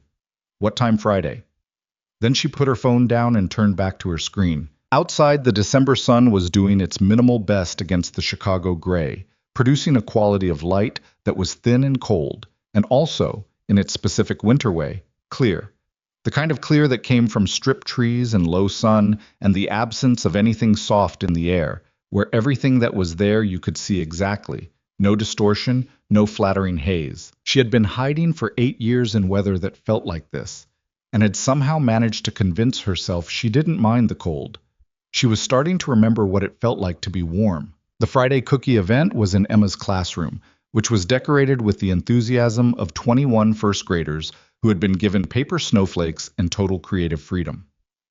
Olivia arrived to find Emma stationed at a table near the window, surrounded by sprinkle containers, with the authority of someone who had been given jurisdiction over an important resource and intended to exercise it.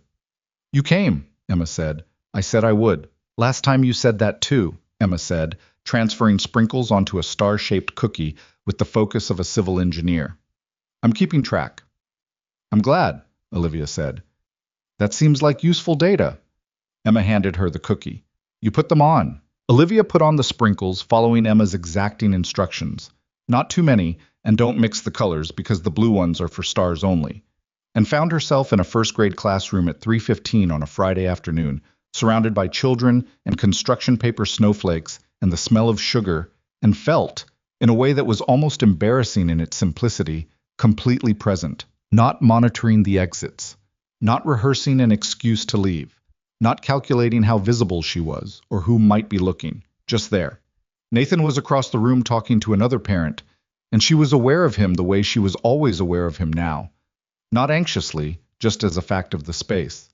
And at some point he caught her eye over the chaos of the cookie table, and the expression on his face was the soft, complicated one she'd been trying not to look at directly for weeks. She looked at it. She let herself look. He looked back and neither of them said anything, because they were in a room full of 6-year-olds with sprinkles, and also because some things don't need words yet to be real. Emma pushed a second cookie into Olivia's hand. This one is for my dad. Can you bring it to him? It has a lot of sprinkles because he's been stressed. Olivia looked at the cookie, which did in fact have an exceptional quantity of blue sprinkles. How do you know he's been stressed? She asked. Emma looked at her with the expression she'd come to recognize as Emma's "this is obvious" face. He's my dad, Emma said. I know. Olivia walked across the room with the cookie. Nathan looked at it, then at her. Emma says you've been stressed, Olivia said. She wanted you to have this. It has a lot of blue sprinkles because apparently that helps. He took the cookie. He looked at it for a second. She's been watching me too closely, he said. She watches everything. You know that. Yeah. He broke a piece off the cookie, ate it, looked at the window. The legal thing. My attorney called Margaret to coordinate. It's moving fast. Is that a problem? No. He looked at her. It's right. It's just, I want to make sure you're ready. Not for the filing, but for what comes after it. The noise. Loud, she said. Margaret used the word loud. She's not wrong. I know. She looked at her own cookie. Green tree, no tiara, more restrained than the stars she'd decorated. I've been invisible for 8 years. Nathan, I think I can handle loud. He was looking at her in that way again. I think you can too, he said. I've thought that for a while. Emma appeared between them, tugging Olivia's sleeve.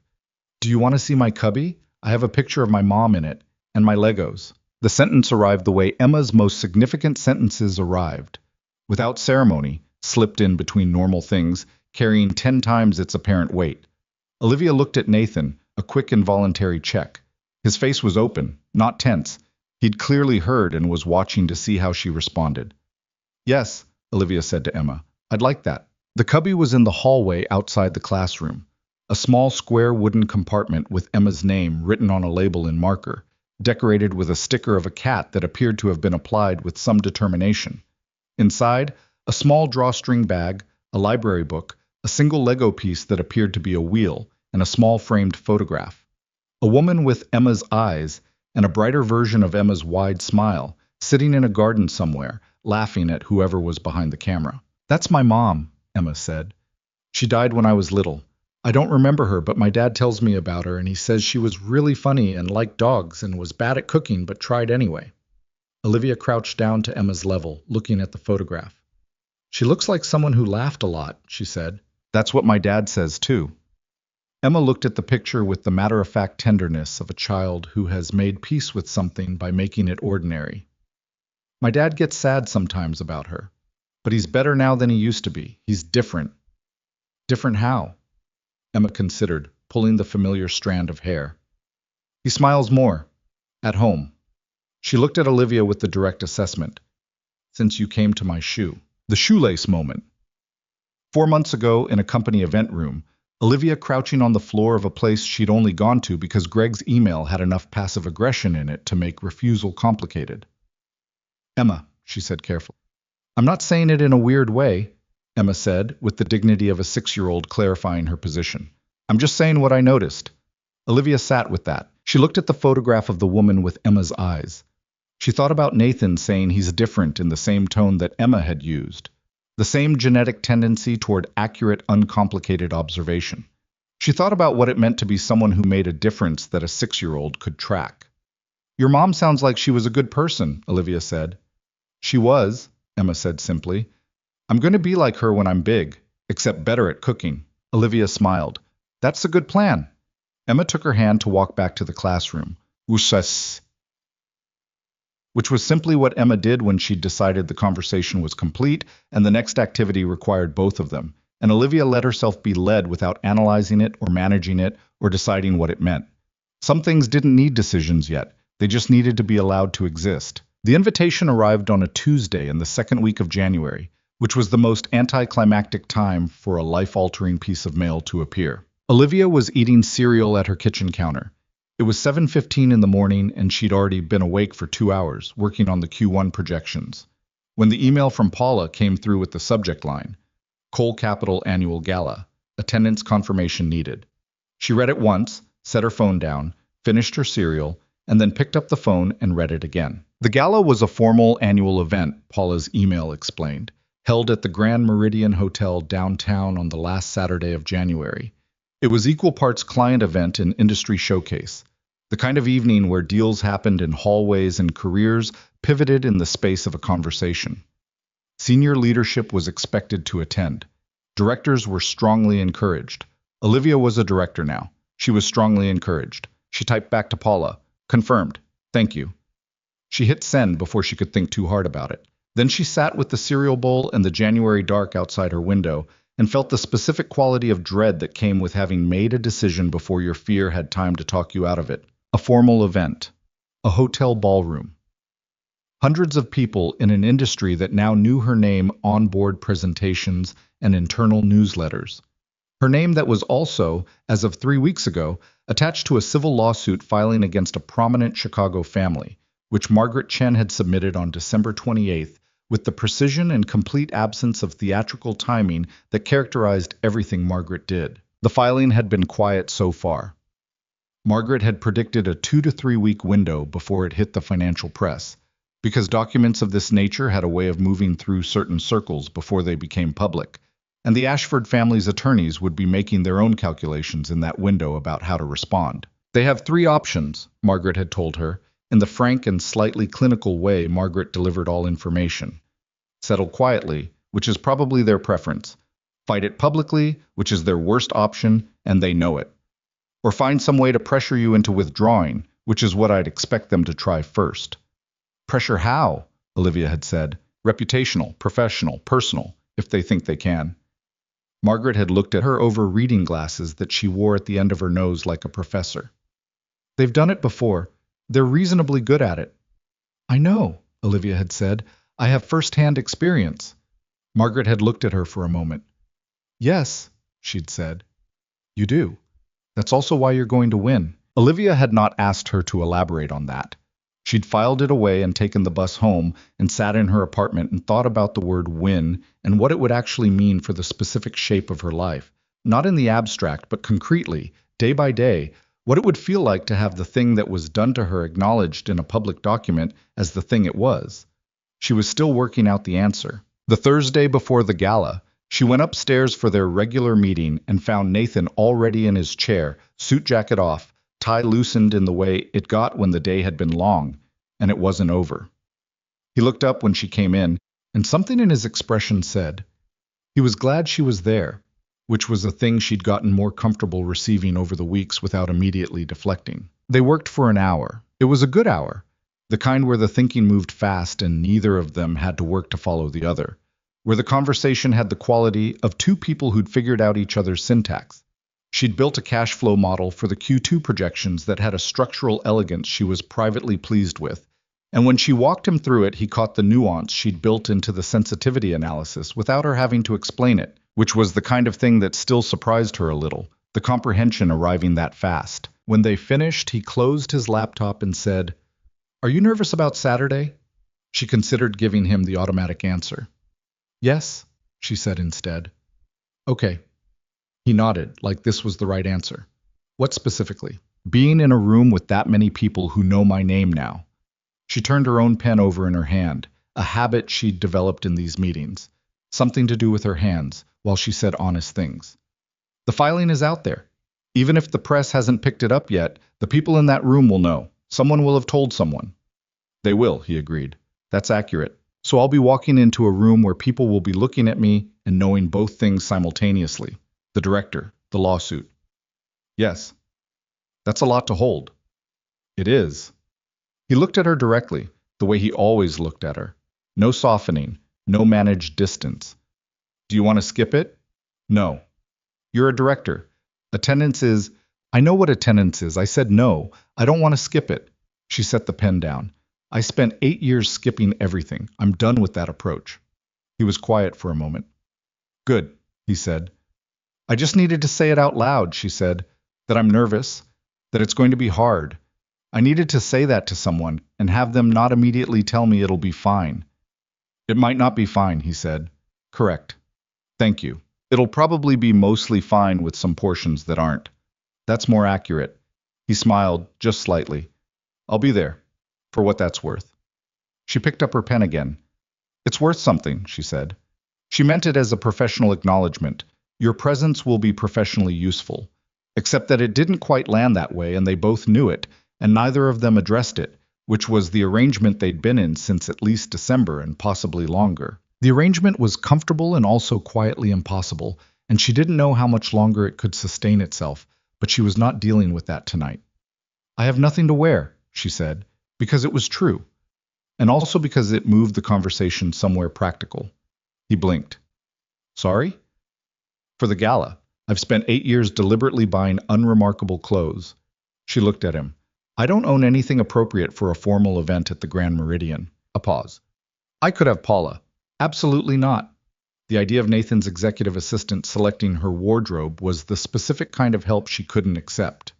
"I'll figure it out. I'm just noting it as a logistical reality." She figured it out by calling Claire, which she would not have done 2 months ago. Claire, who lived in Cincinnati but had maintained an inexplicable detailed knowledge of Chicago shopping geography, spent 45 minutes on the phone with her that Wednesday evening, making specific recommendations with the focus of someone who had been waiting for years to be allowed to do this and wasn't going to waste the opportunity. Not black, Claire said. Everyone in finance wears black to these things. You want to be memorable, but not aggressive. Navy, deep green, burgundy. I was thinking navy, Olivia said. Good. There's a place on Michigan Avenue called Harrow. Ask for the evening section, second floor. Tell them it's a financial industry gala. They'll know the dress code. You know this off the top of your head. I have a friend who covers Chicago fashion for a magazine and tells me everything. Go Thursday, not Saturday. Saturday, it'll be picked over. She went Thursday after work. The store was quieter than she'd expected, and the woman who helped her, mid-50s, with the unhurried manner of someone who had dressed a great many people for events they were nervous about, did not make her feel observed or judged, which Olivia had been braced for. The dress she ended up with was navy, as predicted, a deep, serious blue that had some quality to it she couldn't articulate except that it felt like herself, or some version of herself she was in the process of becoming. Fitted through the body but not restrictive, with a neckline that was appropriate and also undeniably not invisible. Heels she could actually walk in. Her hair, which she hadn't cut in 2 years and was growing past her shoulders now, she'd decided to wear down. She looked at herself in the store mirror and felt the strangeness of looking like someone who meant to be seen. She bought the dress. She took the bus home. She hung it on the back of her closet door where she could see it from her bed. Saturday arrived the way Chicago January. Saturdays arrived gray and cold and certain, the kind of weather that didn't apologize for itself. She spent the day working, which was what she did with most Saturdays now, except that around 4 o'clock, she stopped and got ready with the deliberate focus of someone completing a task that required proper attention. The shower. The hair, down and dried with more care than usual. The small amount of makeup she owned, applied with the memory of how she'd used to do it before, when she'd been someone who did this without thinking. The dress. The heels. She looked in the bathroom mirror for a long moment. The woman in the mirror was 30 years old and tired in ways that showed around the eyes, and her hair wasn't quite right on the left side, and the heels were slightly higher than comfortable. She was not the polished, frictionless version of herself that she would have constructed at 22. She looked like someone who had been somewhere hard and had come back from it without pretending it hadn't happened. She looked, she thought, like someone real. She took a cab to the Grand Meridian because the bus wasn't right for this, and she knew it. And she watched the city move past through the cab window and kept her hands folded in her lap and did not let herself rehearse exits. The hotel entrance was already active when she arrived. Black cars, dressed guests, the warm light of a lobby that had been designed to impress and mostly succeeded. She walked through the revolving door into the heat of the interior, checked her coat, and stood for a moment in the carpeted entry to the ballroom level, letting herself adjust. She could do this. She had given a board presentation to 17 people who weren't interested in being impressed. She had filed a lawsuit against a family with more money than most municipalities. She had eaten lunch in the break room every day for 3 months after years of desk hiding, and the world had not ended. She could walk into a ballroom. She walked in. The room was large. She'd known it would be, but knowing and experiencing were different, and for 1 second she stood at the entrance and felt the scale of it. The round tables with their white linens, the bar at the far end, the stage setup where someone would presumably say things into a microphone later, the 150 or 200 people already in various states of conversation and drink. The level of noise that came with that many people in a space with high ceilings. She found Paula first because Paula was easy to locate in any room. She had a navigational quality that meant she was always exactly where she was supposed to be. Paula was near the bar, holding a tablet, and when she saw Olivia, she gave her a look that was professional appreciation delivered efficiently. "You look excellent," Paula said. "Nathan is talking to the Renfield group people in the far corner. He's been checking the door since 8:30. It's 9. "Yes," Paula said without further comment. Olivia got a glass of sparkling water. She didn't drink at professional events, hadn't since she was 22, and this was a rule she had no intention of revising, and made her way through the room. She recognized faces from board meetings and presentations. She recognized names from documents. A few people caught her eye, and she held the eye contact, which was something she'd been practicing with the deliberate effort of someone relearning a skill their muscles had forgotten. A woman from one of the firm's institutional clients stopped her near the center of the room. Olivia Bennett, right? The Q3 restructuring was yours? It was. I thought so. The woman had a direct, appraising quality. There was a structural approach to the third sector analysis that I haven't seen anyone do before. I wanted to tell you that. Olivia held the compliment without deflecting it, which took active effort. Thank you, she said. I'm glad it was useful. She kept moving. She found Nathan in the far corner, as Paula had said, in conversation with two men in the specific mode of a business conversation that was almost over. The slight shifting of weight, the checking of drinks, the subconscious gathering for exit. He saw her when she was still 10 feet away. He went still for a moment, not dramatically. It was small, a brief interruption in his normal quality of self-possession. Then he said something to the two men, wrapped up the conversation with the smooth efficiency of someone who had somewhere else to be, and turned toward her.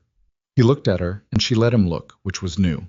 She didn't find a reason to glance away or adjust something or create the distance she'd been manufacturing for months.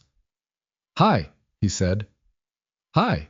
He looked like he was going to say something else, and then didn't, which was unlike him. He was, she realized, slightly less composed than usual, and she found this in the least convenient way possible, both visible and disarming. You look... He stopped, started again. Different. It's the same face. I know. He said it quietly. Different, though. She understood what he meant. She looked like herself. The self she'd been before, or something past that. Something she was still becoming. It was visible, and that was the point, and she understood what it meant to have the specific person beside her right now be the one to notice. Paula says you've been checking the door since 8:30, she said. Paula talks too much. Paula is extremely efficient. Those are different things. The slight smile. She knew the taxonomy of his expressions now. This was the one that meant she'd gotten him, and he knew it. They moved through the room together, which happened naturally and without announcement. He introduced her to people. Olivia Bennett, Director of Financial Analysis, and she talked and held her ground, and found that the anticipatory dread she'd carried all week was different from the actual experience, because she was here in her body doing the thing rather than imagining it, and her body knew what to do even when her mind was managing the noise. She was standing near the east side of the ballroom, halfway through a conversation with a portfolio manager from a firm she'd worked with on the Q2 restructuring when she saw him.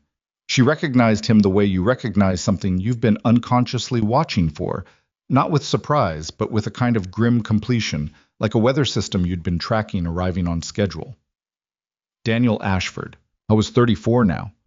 2 years older than she'd last seen him, at the removal of a ring she'd never asked for the return of. He was still handsome in the way he'd always been, the well-maintained handsomeness of a man who had always had access to the things that preserved it.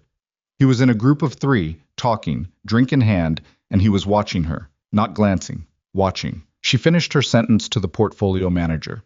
She excused herself with the specific calm of someone who has decided how they are going to handle something before the something has fully arrived. She set her glass on a passing waiter's tray. Her heart was beating fast, which was information she noted and set aside. Nathan appeared at her left elbow. She didn't know if he'd seen or if his presence was coincidental, but he was there, and she was aware of it without making it load-bearing. You okay? He said, quietly. Give me a minute, she said. She had never, in 8 years, figured out what she would say to Daniel Ashford if she saw him again. She had rehearsed and discarded 100 versions, angry, cold, forgiving, withering, and had eventually stopped rehearsing because she'd stopped believing she would ever have to use any of them. She had disappeared well enough. He had never looked.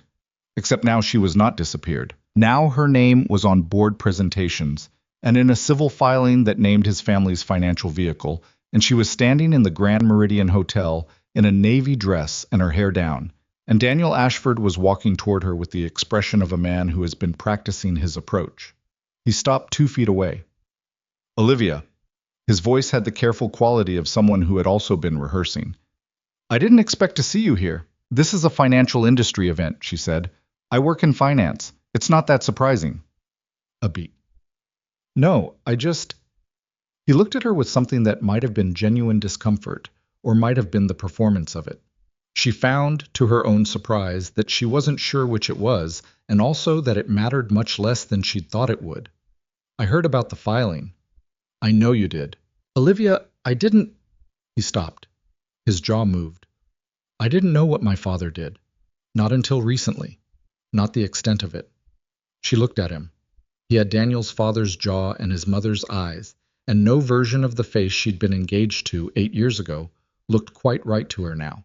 Not because she was bitter, but because she was different enough that he'd become someone she used to know rather than someone she felt anything sharp about.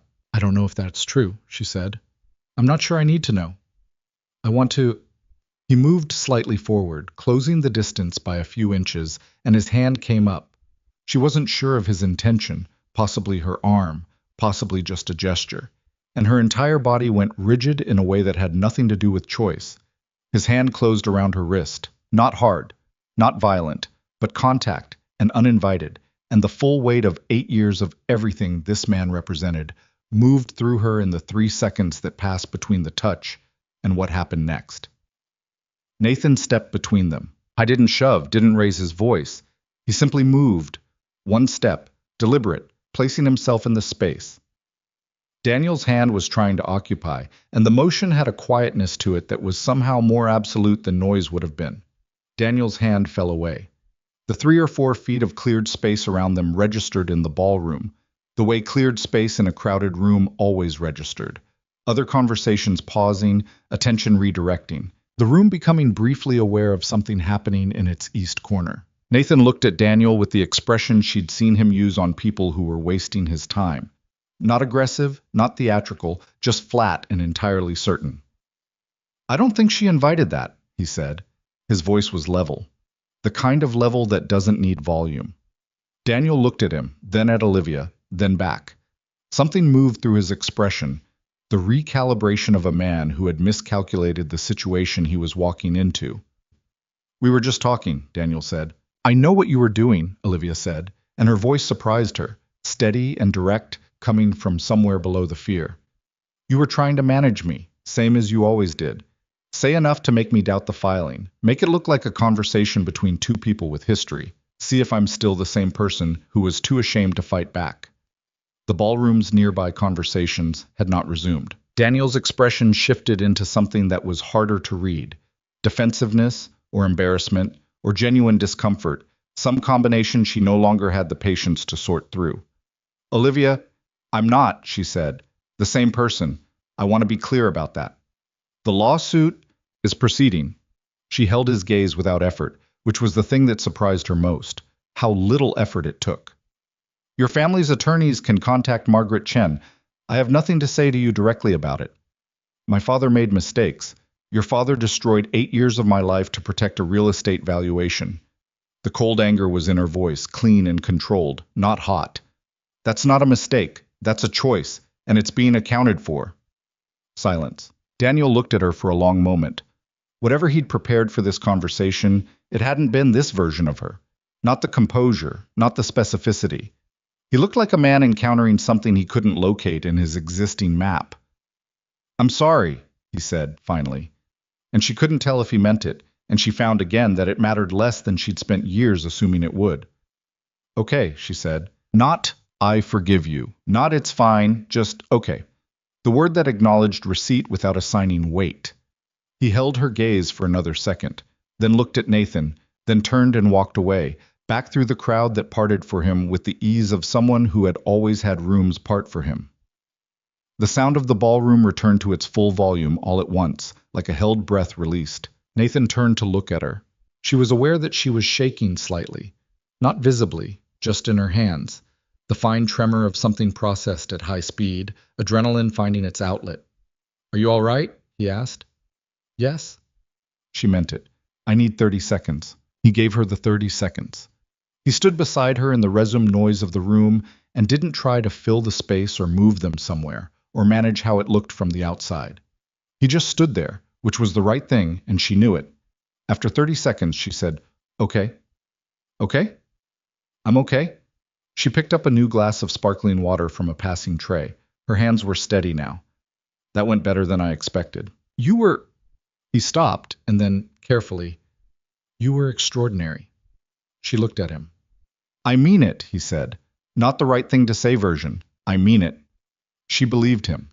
That was the thing about Nathan Cole. She'd tested his words against his actions for 4 months now, and they matched in a way she'd stopped being suspicious of somewhere around week 6. He touched her wrist, Paula said, appearing beside them with the timing of someone who had been watching carefully and had decided the aftermath was her moment. I saw that from across the room, for the record. Thank you, Paula, Nathan said. I'm just noting that I'm a witness if that's relevant to the legal matter. I'll tell Margaret, Olivia said. Paula nodded once and evaporated back into the room. They moved away from the east corner toward the windows where the Chicago January pressed its dark cold against the glass.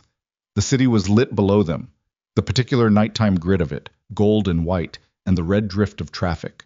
She stood at the window for a moment and let herself feel the height of it, the view, the distance from the gray 14th floor cubicle that now felt like something that had happened to a different version of her. Not a different person.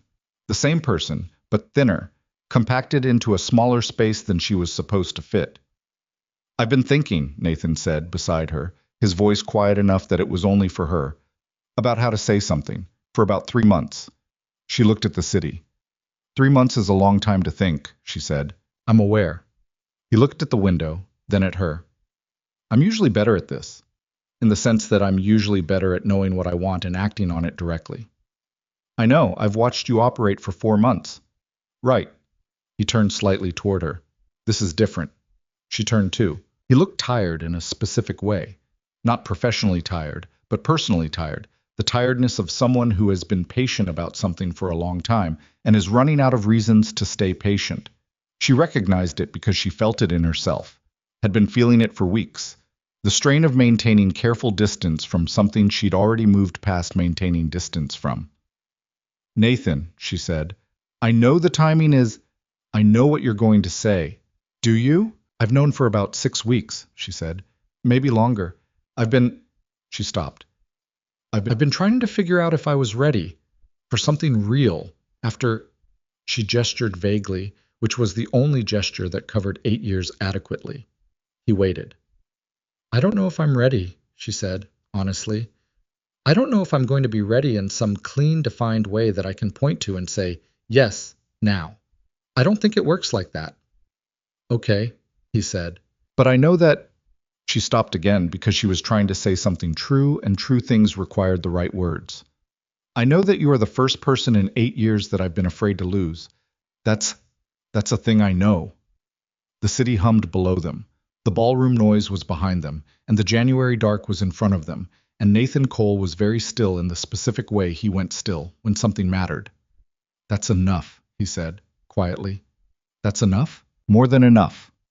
He looked at her, and there was no performance in it, no managed presentation of feeling, just the expression she'd been cataloging for months, the one that kept adding new rooms to itself. I'm not asking you to have everything figured out. I'm just asking if you're here. She thought about what here meant. Not in this ballroom, not in this city, not in this career she'd rebuilt from the ground up. Whether she was present, in her own life, in her own skin, in the specific warmth of 2 people who had spent 4 months carefully learning each other's weight. Yes, she said. I'm here. He didn't reach for her hand, didn't move closer in any cinematic way. He just exhaled, actually exhaled, a long, quiet breath, like something he'd been holding had released. Okay, he said. That's it? Okay? What do you want me to say? I don't know, something more significant. I think okay is significant, he said. Okay means we actually start, which is different from anything we've been doing. She considered this. You're right, she said. I know. Don't be smug about it. I'm not being smug. I'm being accurate. Those are not always different things with you. He laughed. The real one. The surprised one.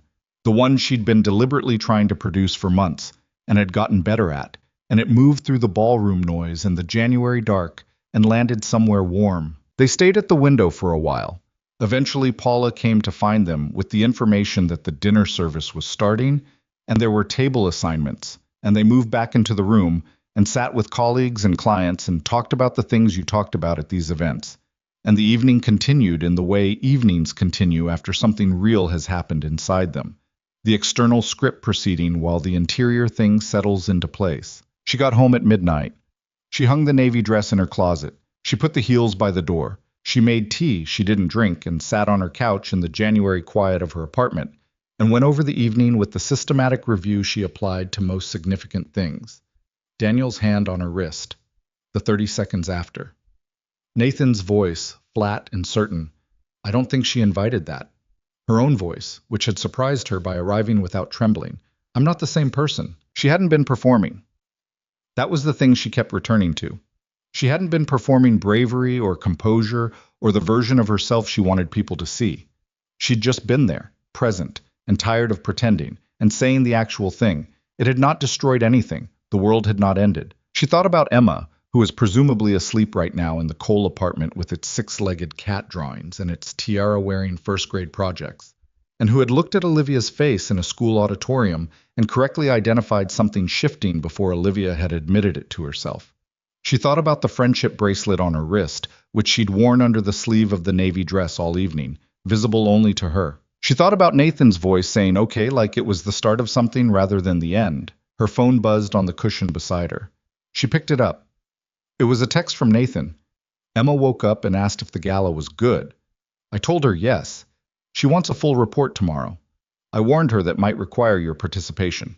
She was smiling before she finished reading it. She typed back, tell her I'm available for debriefing, but I'm not eating cereal at 9 in the morning for anyone. The reply came back in 30 seconds. She says 9:30 and she'll make the cereal herself. She also says she needs to know what you wore. Tell her navy. She says she needs more detail than that.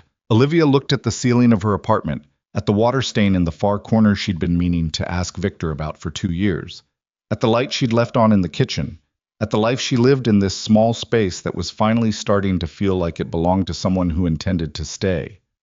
She typed, tell her I looked like someone who meant to be seen. She sent it before she second-guessed herself, because that was the new arrangement. Say the thing. Don't manage it. Let it land where it lands. The reply from Nathan took slightly longer this time. When it came, it was brief. She says, good. Olivia set the phone down. She looked at the friendship bracelet on her wrist. She looked at the photograph on her desk, still face up, where she'd left it. The girl in the borrowed blue dress at some party. Neither of them could remember anymore. She looked at it for a while.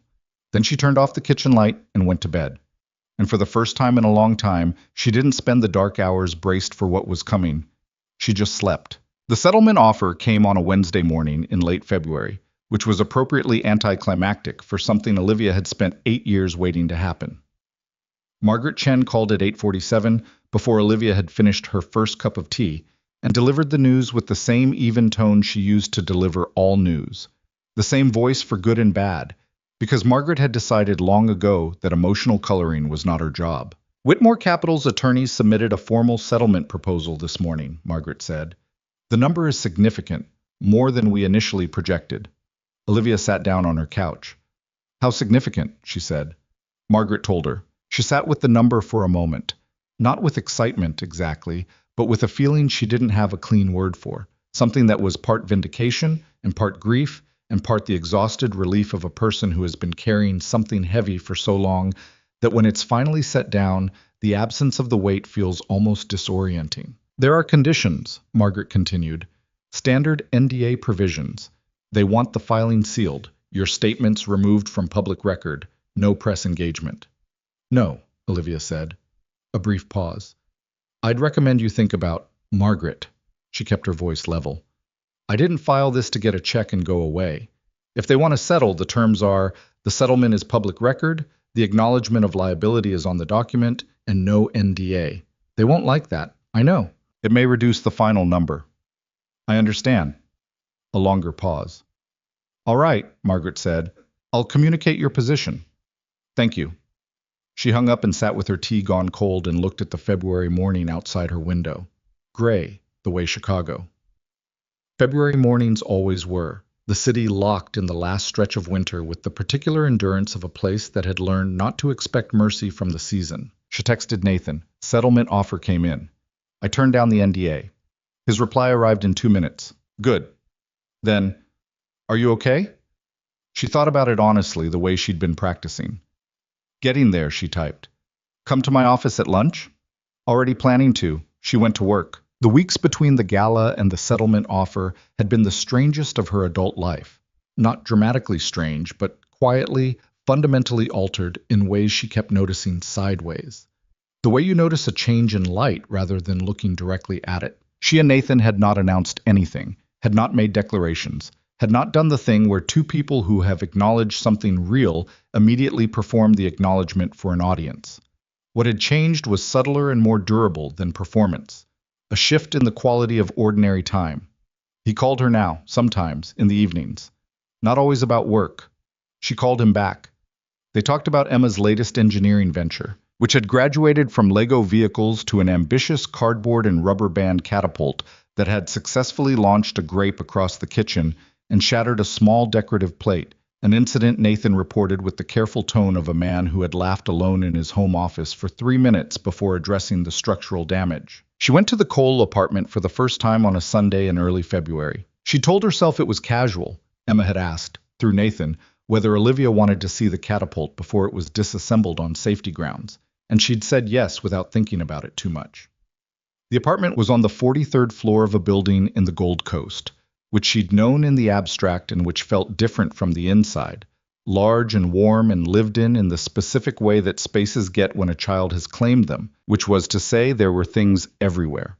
A half-built structure on the coffee table, a blanket fort situation in the corner that had clearly been there long enough to become semi-permanent, a child's artwork on the refrigerator and the hallway wall, and one piece, framed, in the living room that Olivia recognized as a newer version of the six-legged cat. Emma had given her a full tour with the pride of a property owner, explaining the history and function of each room with the confidence of a docent who had decided her audience was intelligent enough for the full version.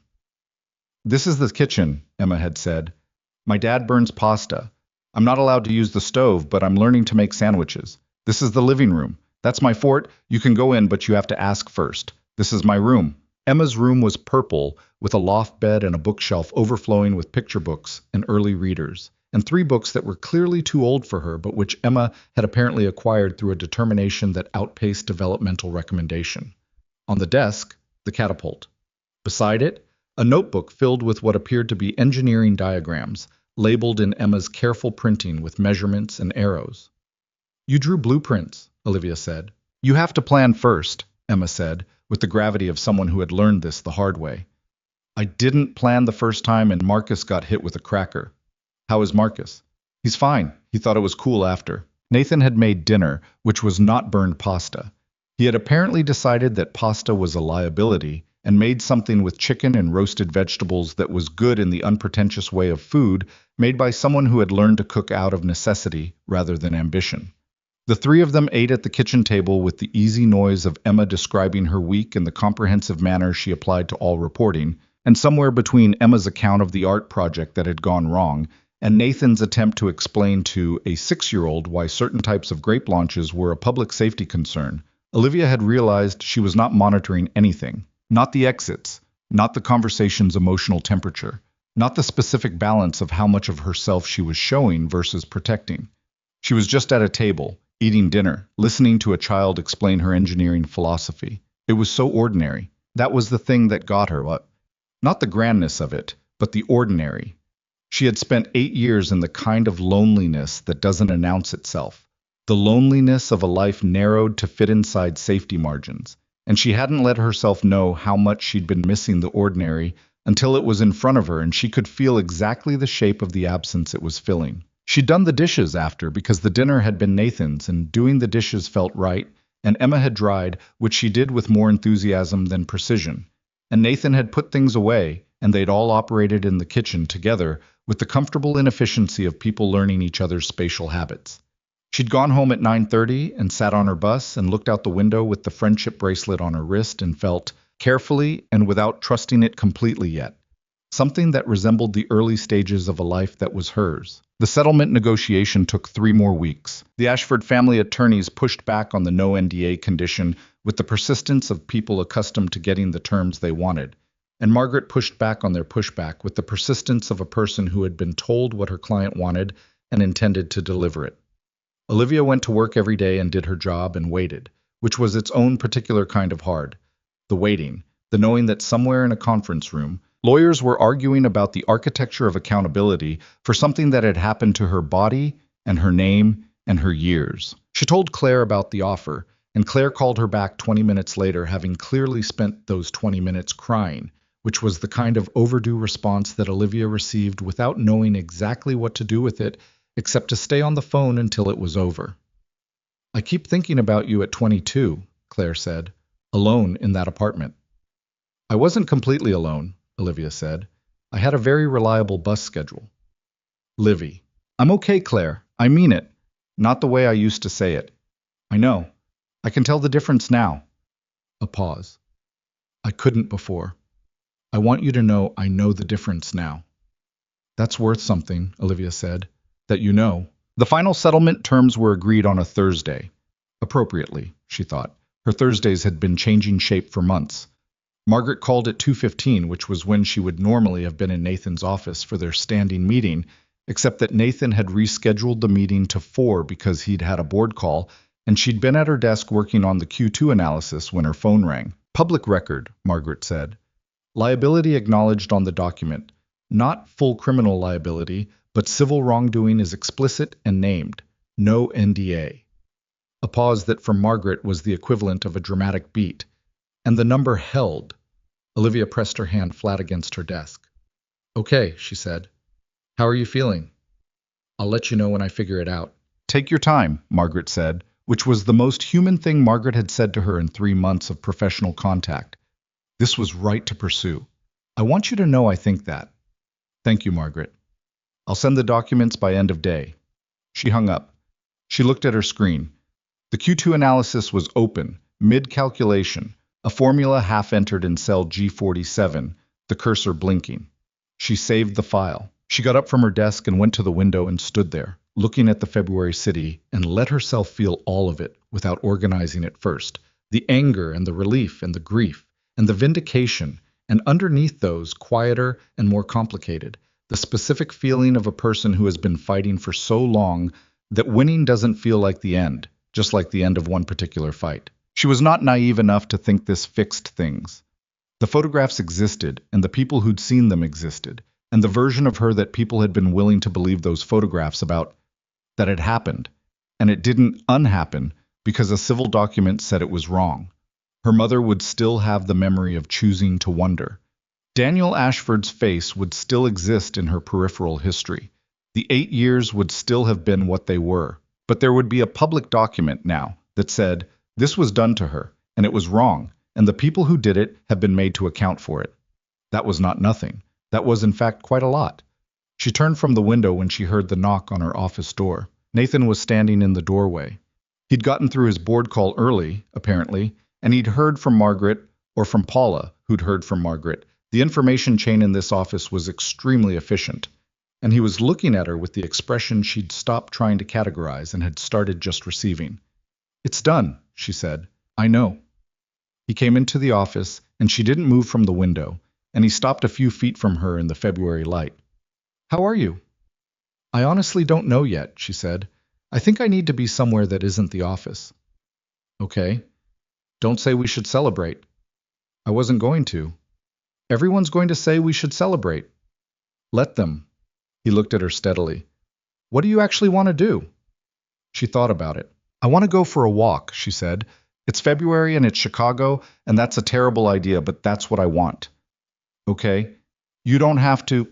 Olivia. His voice was patient. Get your coat. They walked along the lakefront, which was genuinely inadvisable in late February. The wind off the water was the specific Chicago wind that made the rest of the country's winters seem like a misunderstanding, and the path was mostly empty because people with reasonable judgment were indoors. She had her parka on and her hands in her pockets, and the wind was making it hard to talk at full volume, which was fine.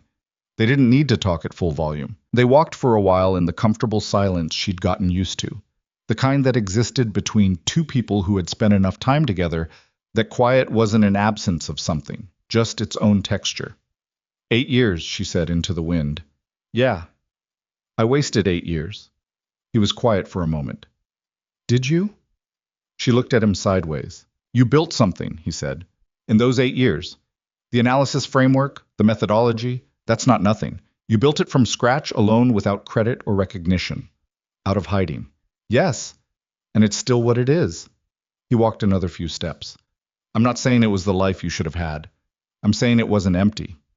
She thought about this. She thought about the 12-meal rotation and the bowing bookshelf and the bus routes she knew by heart, and the way she'd learned to fix her own radiator and the fact that she could read a bond portfolio faster than anyone she'd met, and that she'd done the New York Times crossword in pen every Sunday for 3 years, and that she'd made friends, small and quiet ones, with the people who cleaned the 14th floor, and with Victor the landlord, and with a woman at her bus stop whose name was Deshawn and who always had an opinion about the weather. Not nothing, not the life she would have built, but not empty. Okay, she said, not wasted. Expensive. Yeah, he said, expensive is right. The wind came off the lake in a gust that required both of them to lean slightly into it, and he put his hand around her arm, not dramatically, just the ordinary contact of two people bracing against the same thing. And she let it stay, and they walked the rest of the path like that, into the February cold. She moved apartments in March, not because she had to. She could have stayed in Edgewater, could have upgraded within the neighborhood, the settlement money now sitting in an account.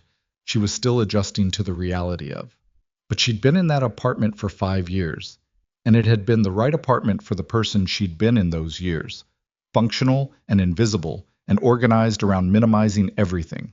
And she was not entirely that person anymore, and the apartment knew it. She'd started to feel it in the rooms, the slight wrongness of a space that belonged to a version of you that you were leaving behind. She found a place in Lincoln Square, 2nd floor, 2 bedrooms, actual art on the walls from the previous tenant that she'd negotiated into the lease price, a kitchen window that got morning light, a radiator that worked 90% of the time, which was an improvement. She painted the living room herself on a Saturday in March, with Claire helping via video call and providing commentary and a fair amount of unsolicited color opinions. Not that gray, Claire said from the phone propped against the paint tray. It's called warm linen. It looks like a waiting room. It does not look like a waiting room. Livy. It looks like the inside of an envelope. She ended up with a color called dusty sage, which was green enough to feel alive and quiet enough to feel like hers. She painted it in 3 hours and sent Claire a photo, and Claire sent back a string of approving responses that were more effusive than the color probably warranted, but which Olivia received without deflecting. She put art on the walls. An actual print she'd bought from a street market, abstract, mostly blue, the kind of thing you get because you stood in front of it for too long and had to admit it meant something to you.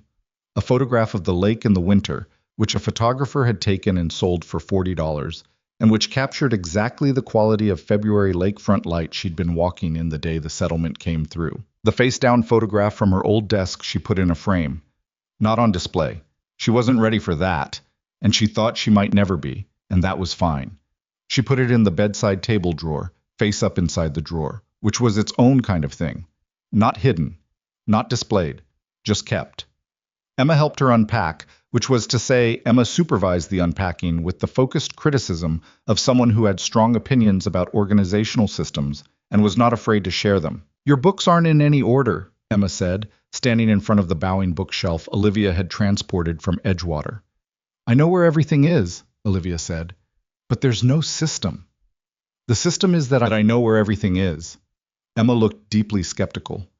My dad says that about his office, and he loses things. Your dad has 300 more books than I do. I have a system for my books, Emma said, and proceeded to explain it, alphabetical by first name of author, which was unusual but which Emma had apparently arrived at through careful reasoning that Olivia followed and found defensible even if she didn't adopt it. Nathan had carried boxes. He'd shown up on Saturday morning with coffee and had moved furniture with the unheroic, competent efficiency of someone who had moved enough things to know that the trick was just to keep going, and he'd swapped the bookshelves twice before getting them in the configuration that worked, and had not said anything about the dusty sage walls, except to stand in the doorway when he first came in and say, simply, "That's a good color." It was almost waiting room gray, she said. What happened? Claire. I'll thank her. They ate lunch, sandwiches she'd bought from the deli on the corner, sitting on the floor because the furniture wasn't arranged yet, Emma between them cross-legged with a pickle she'd negotiated separately. Outside, the March Chicago afternoon was doing something unusual and welcome. There was actual sun. Not the thin, apologetic winter sun, but something with warmth behind it, the first hint of the season turning. "I like this apartment," Emma said, with the authority of someone issuing a ruling. "Good, I'm glad." "My room is better," Emma added. "Well, your room has a loft bed." "That's why." Emma picked at her pickle. "Can I have a wall here?" Olivia and Nathan both looked at her. "A wall?" Olivia said. "Like a wall where I can put things. When I'm here." She said it matter-of-factly, without the self-consciousness of someone who understood exactly what they were asking. She was 6, and she wanted a wall, and it seemed reasonable to her. "My drawings, and maybe a Lego hook." The room was very quiet for a moment. Olivia looked at Emma, who was eating her pickle with complete serenity. She looked at Nathan, who was looking at his daughter with an expression that contained several things at once: love and apprehension, and the particular helplessness of a parent whose child has just said something true and unmanageable. "Yeah," Olivia said. "You can have a wall." Emma nodded like this was confirmed. "The one by the window is best. It gets good light for drawings." "That's a solid assessment." "I know." Emma finished the pickle. "Can we get ice cream? It's sunny." "It's 52 degrees, Nathan said. "It's sunny," Emma repeated, as though this resolved the temperature objection, which it apparently did, because they got ice cream. The spring moved away. Chicago Springs moved, in increments, 2 steps forward and 1 step back, a warm week followed by a cold snap. The trees budding cautiously on the lakefront path. The city collectively deciding at some point in April that it was done with coats and wearing lighter things, regardless of the actual temperature. Olivia's life in the spring looked, from the outside, like a life in progress. A good one, with problems and complications and the ordinary friction of things that were real. Her Thursday meetings with Nathan had evolved into something less formally defined.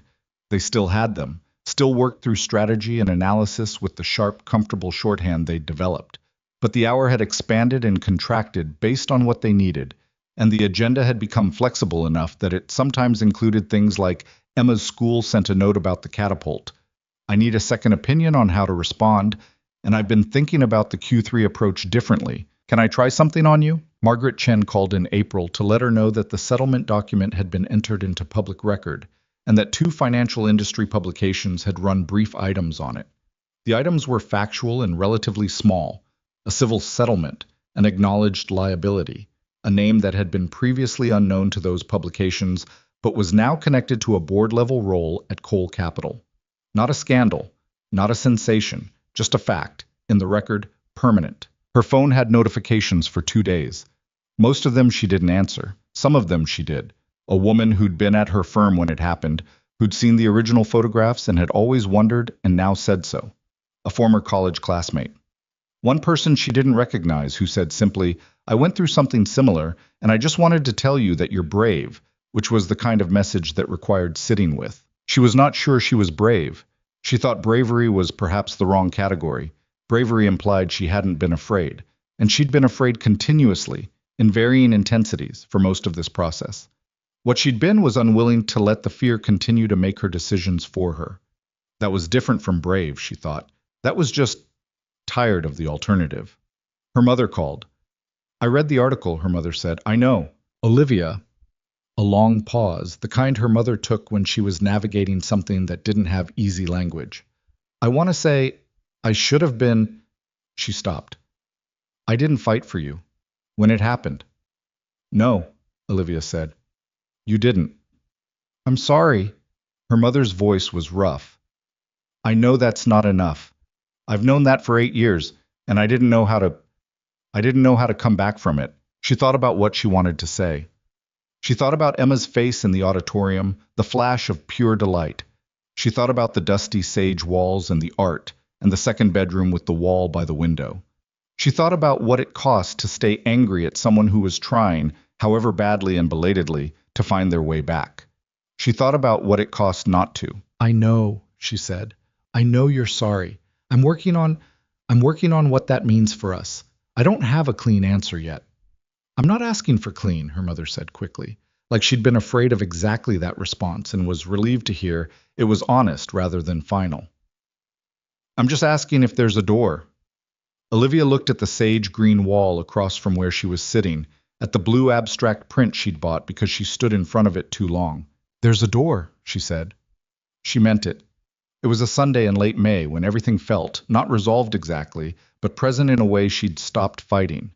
The particular May in Chicago where the city remembered how to be warm and the lakefront path had people on it, and the trees were fully committed to their leaves, and the light in the mornings came through her kitchen window like something that had been waiting to be let in. She was making coffee, an actual coffee this time. She'd started drinking it in the spring, another small revision to the person she'd been, when her phone showed a text from Emma. Can you come over? I finished the new thing. It's important. She texted back, give me an hour. She took her time getting ready, which was something she'd started allowing herself, not because she was going somewhere significant, but because the ordinary morning deserved attention too.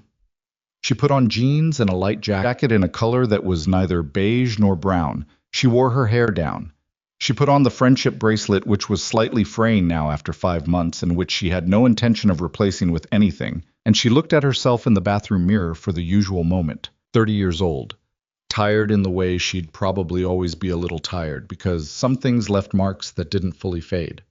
Her hair had grown out enough to do something with, though mostly she didn't do much with it.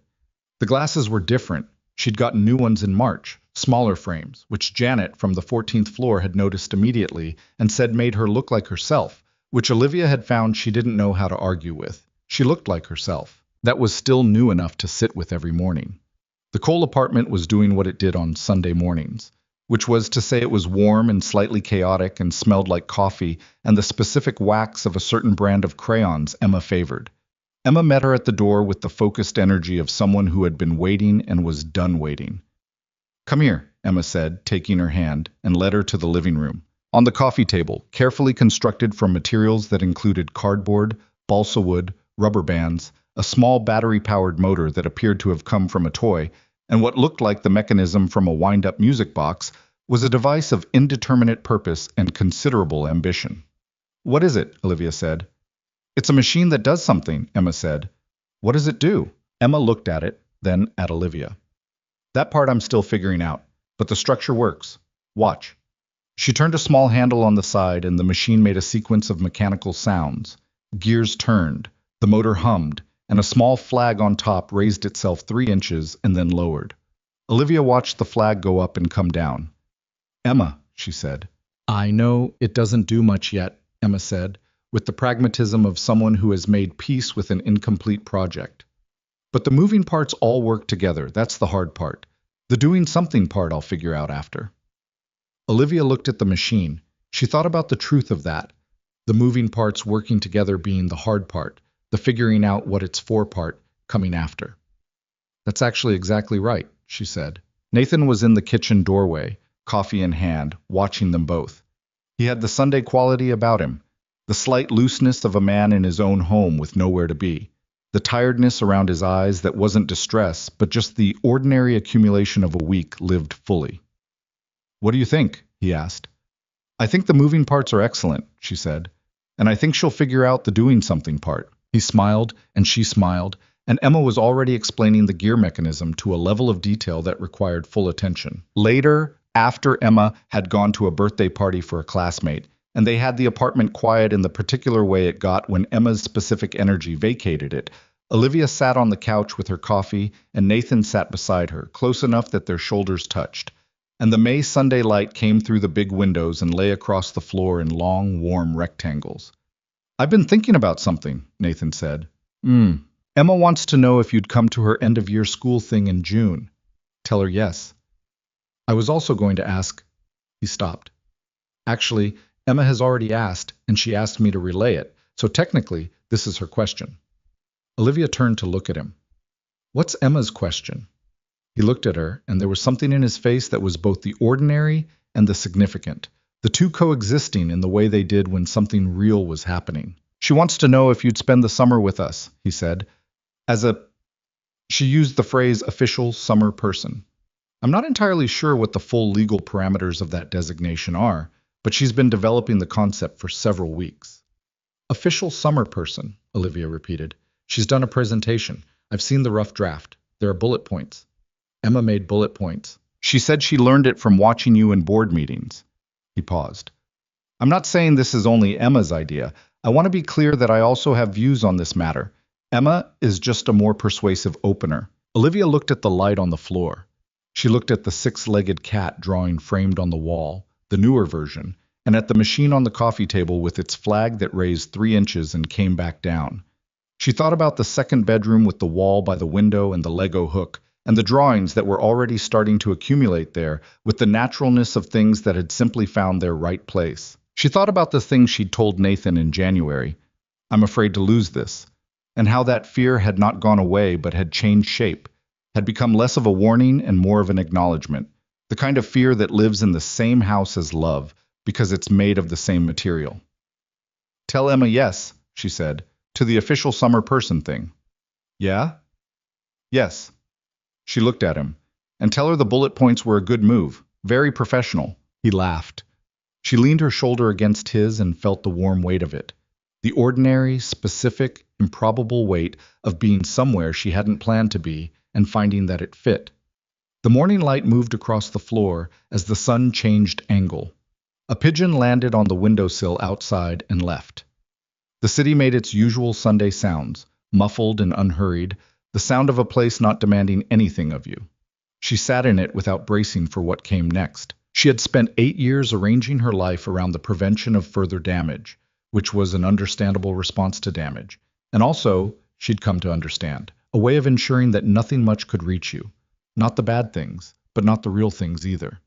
Safety and emptiness had turned out to be closer neighbors than she'd known when she moved in. She was not fully healed. She was not going to wake up one morning and find the last 8 years reclassified as something other than what they were. There would still be mornings when the old weight came back in the particular pre-dawn way it did, and there would still be moments when something triggered the old vigilance, and she had to remind herself, gently and firmly, that the threat it was calibrated for had been addressed.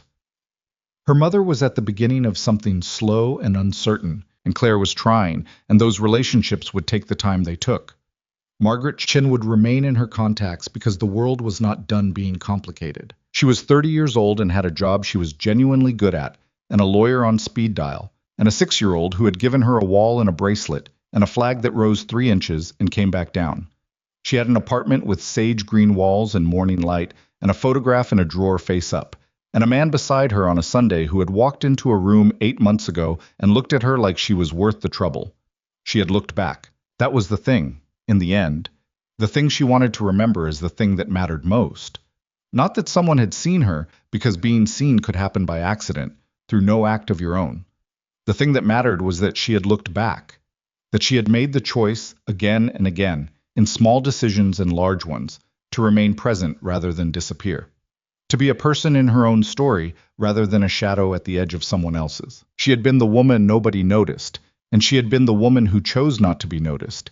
And now she was working on being the woman who had decided that her own presence in the world was not a risk to be managed, but a life to be lived. It was not a clean transformation with a defined before and after. It was incremental and imperfect and ongoing, the way real things were. And some days she was better at it than others.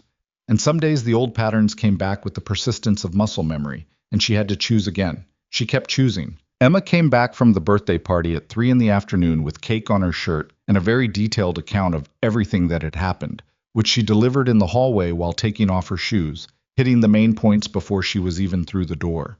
She had opinions about the cake flavor, the games, the specific social dynamics of a 7-year-old's birthday gathering, and whether the party favor bags had been equitably distributed. Were they? Olivia asked. No, Emma said, with the certainty of someone who had counted. Marcus got an extra sticker sheet. Was he aware of this? He was very aware. How did that resolve? Emma considered. He gave me one. We're even. Good negotiation. Emma nodded, satisfied. She dropped her shoes by the door, walked into the living room, looked at the machine on the coffee table, adjusted something small on the gear mechanism, turned the handle, and watched the flag go up and come down. Still works, she said. Still works, Olivia agreed. Emma sat on the floor in front of the machine, pulled her knees up, and looked at it with the focused consideration of someone who was already designing the next version in her head. The May light came through the windows. Nathan was in the kitchen making sounds that suggested dinner was being contemplated. The apartment had its warm, inhabited energy, the specific quality of a space where people were doing the ordinary work of being present in their own lives. Olivia sat on the floor beside Emma. "What's it going to do?" she asked. "When you figure that part out." Emma thought about it seriously, the way she thought about everything. "Something useful," she said. "I don't know what yet, but something that helps." Olivia looked at the machine, the flag, the moving parts that worked together. "That's a good goal," she said.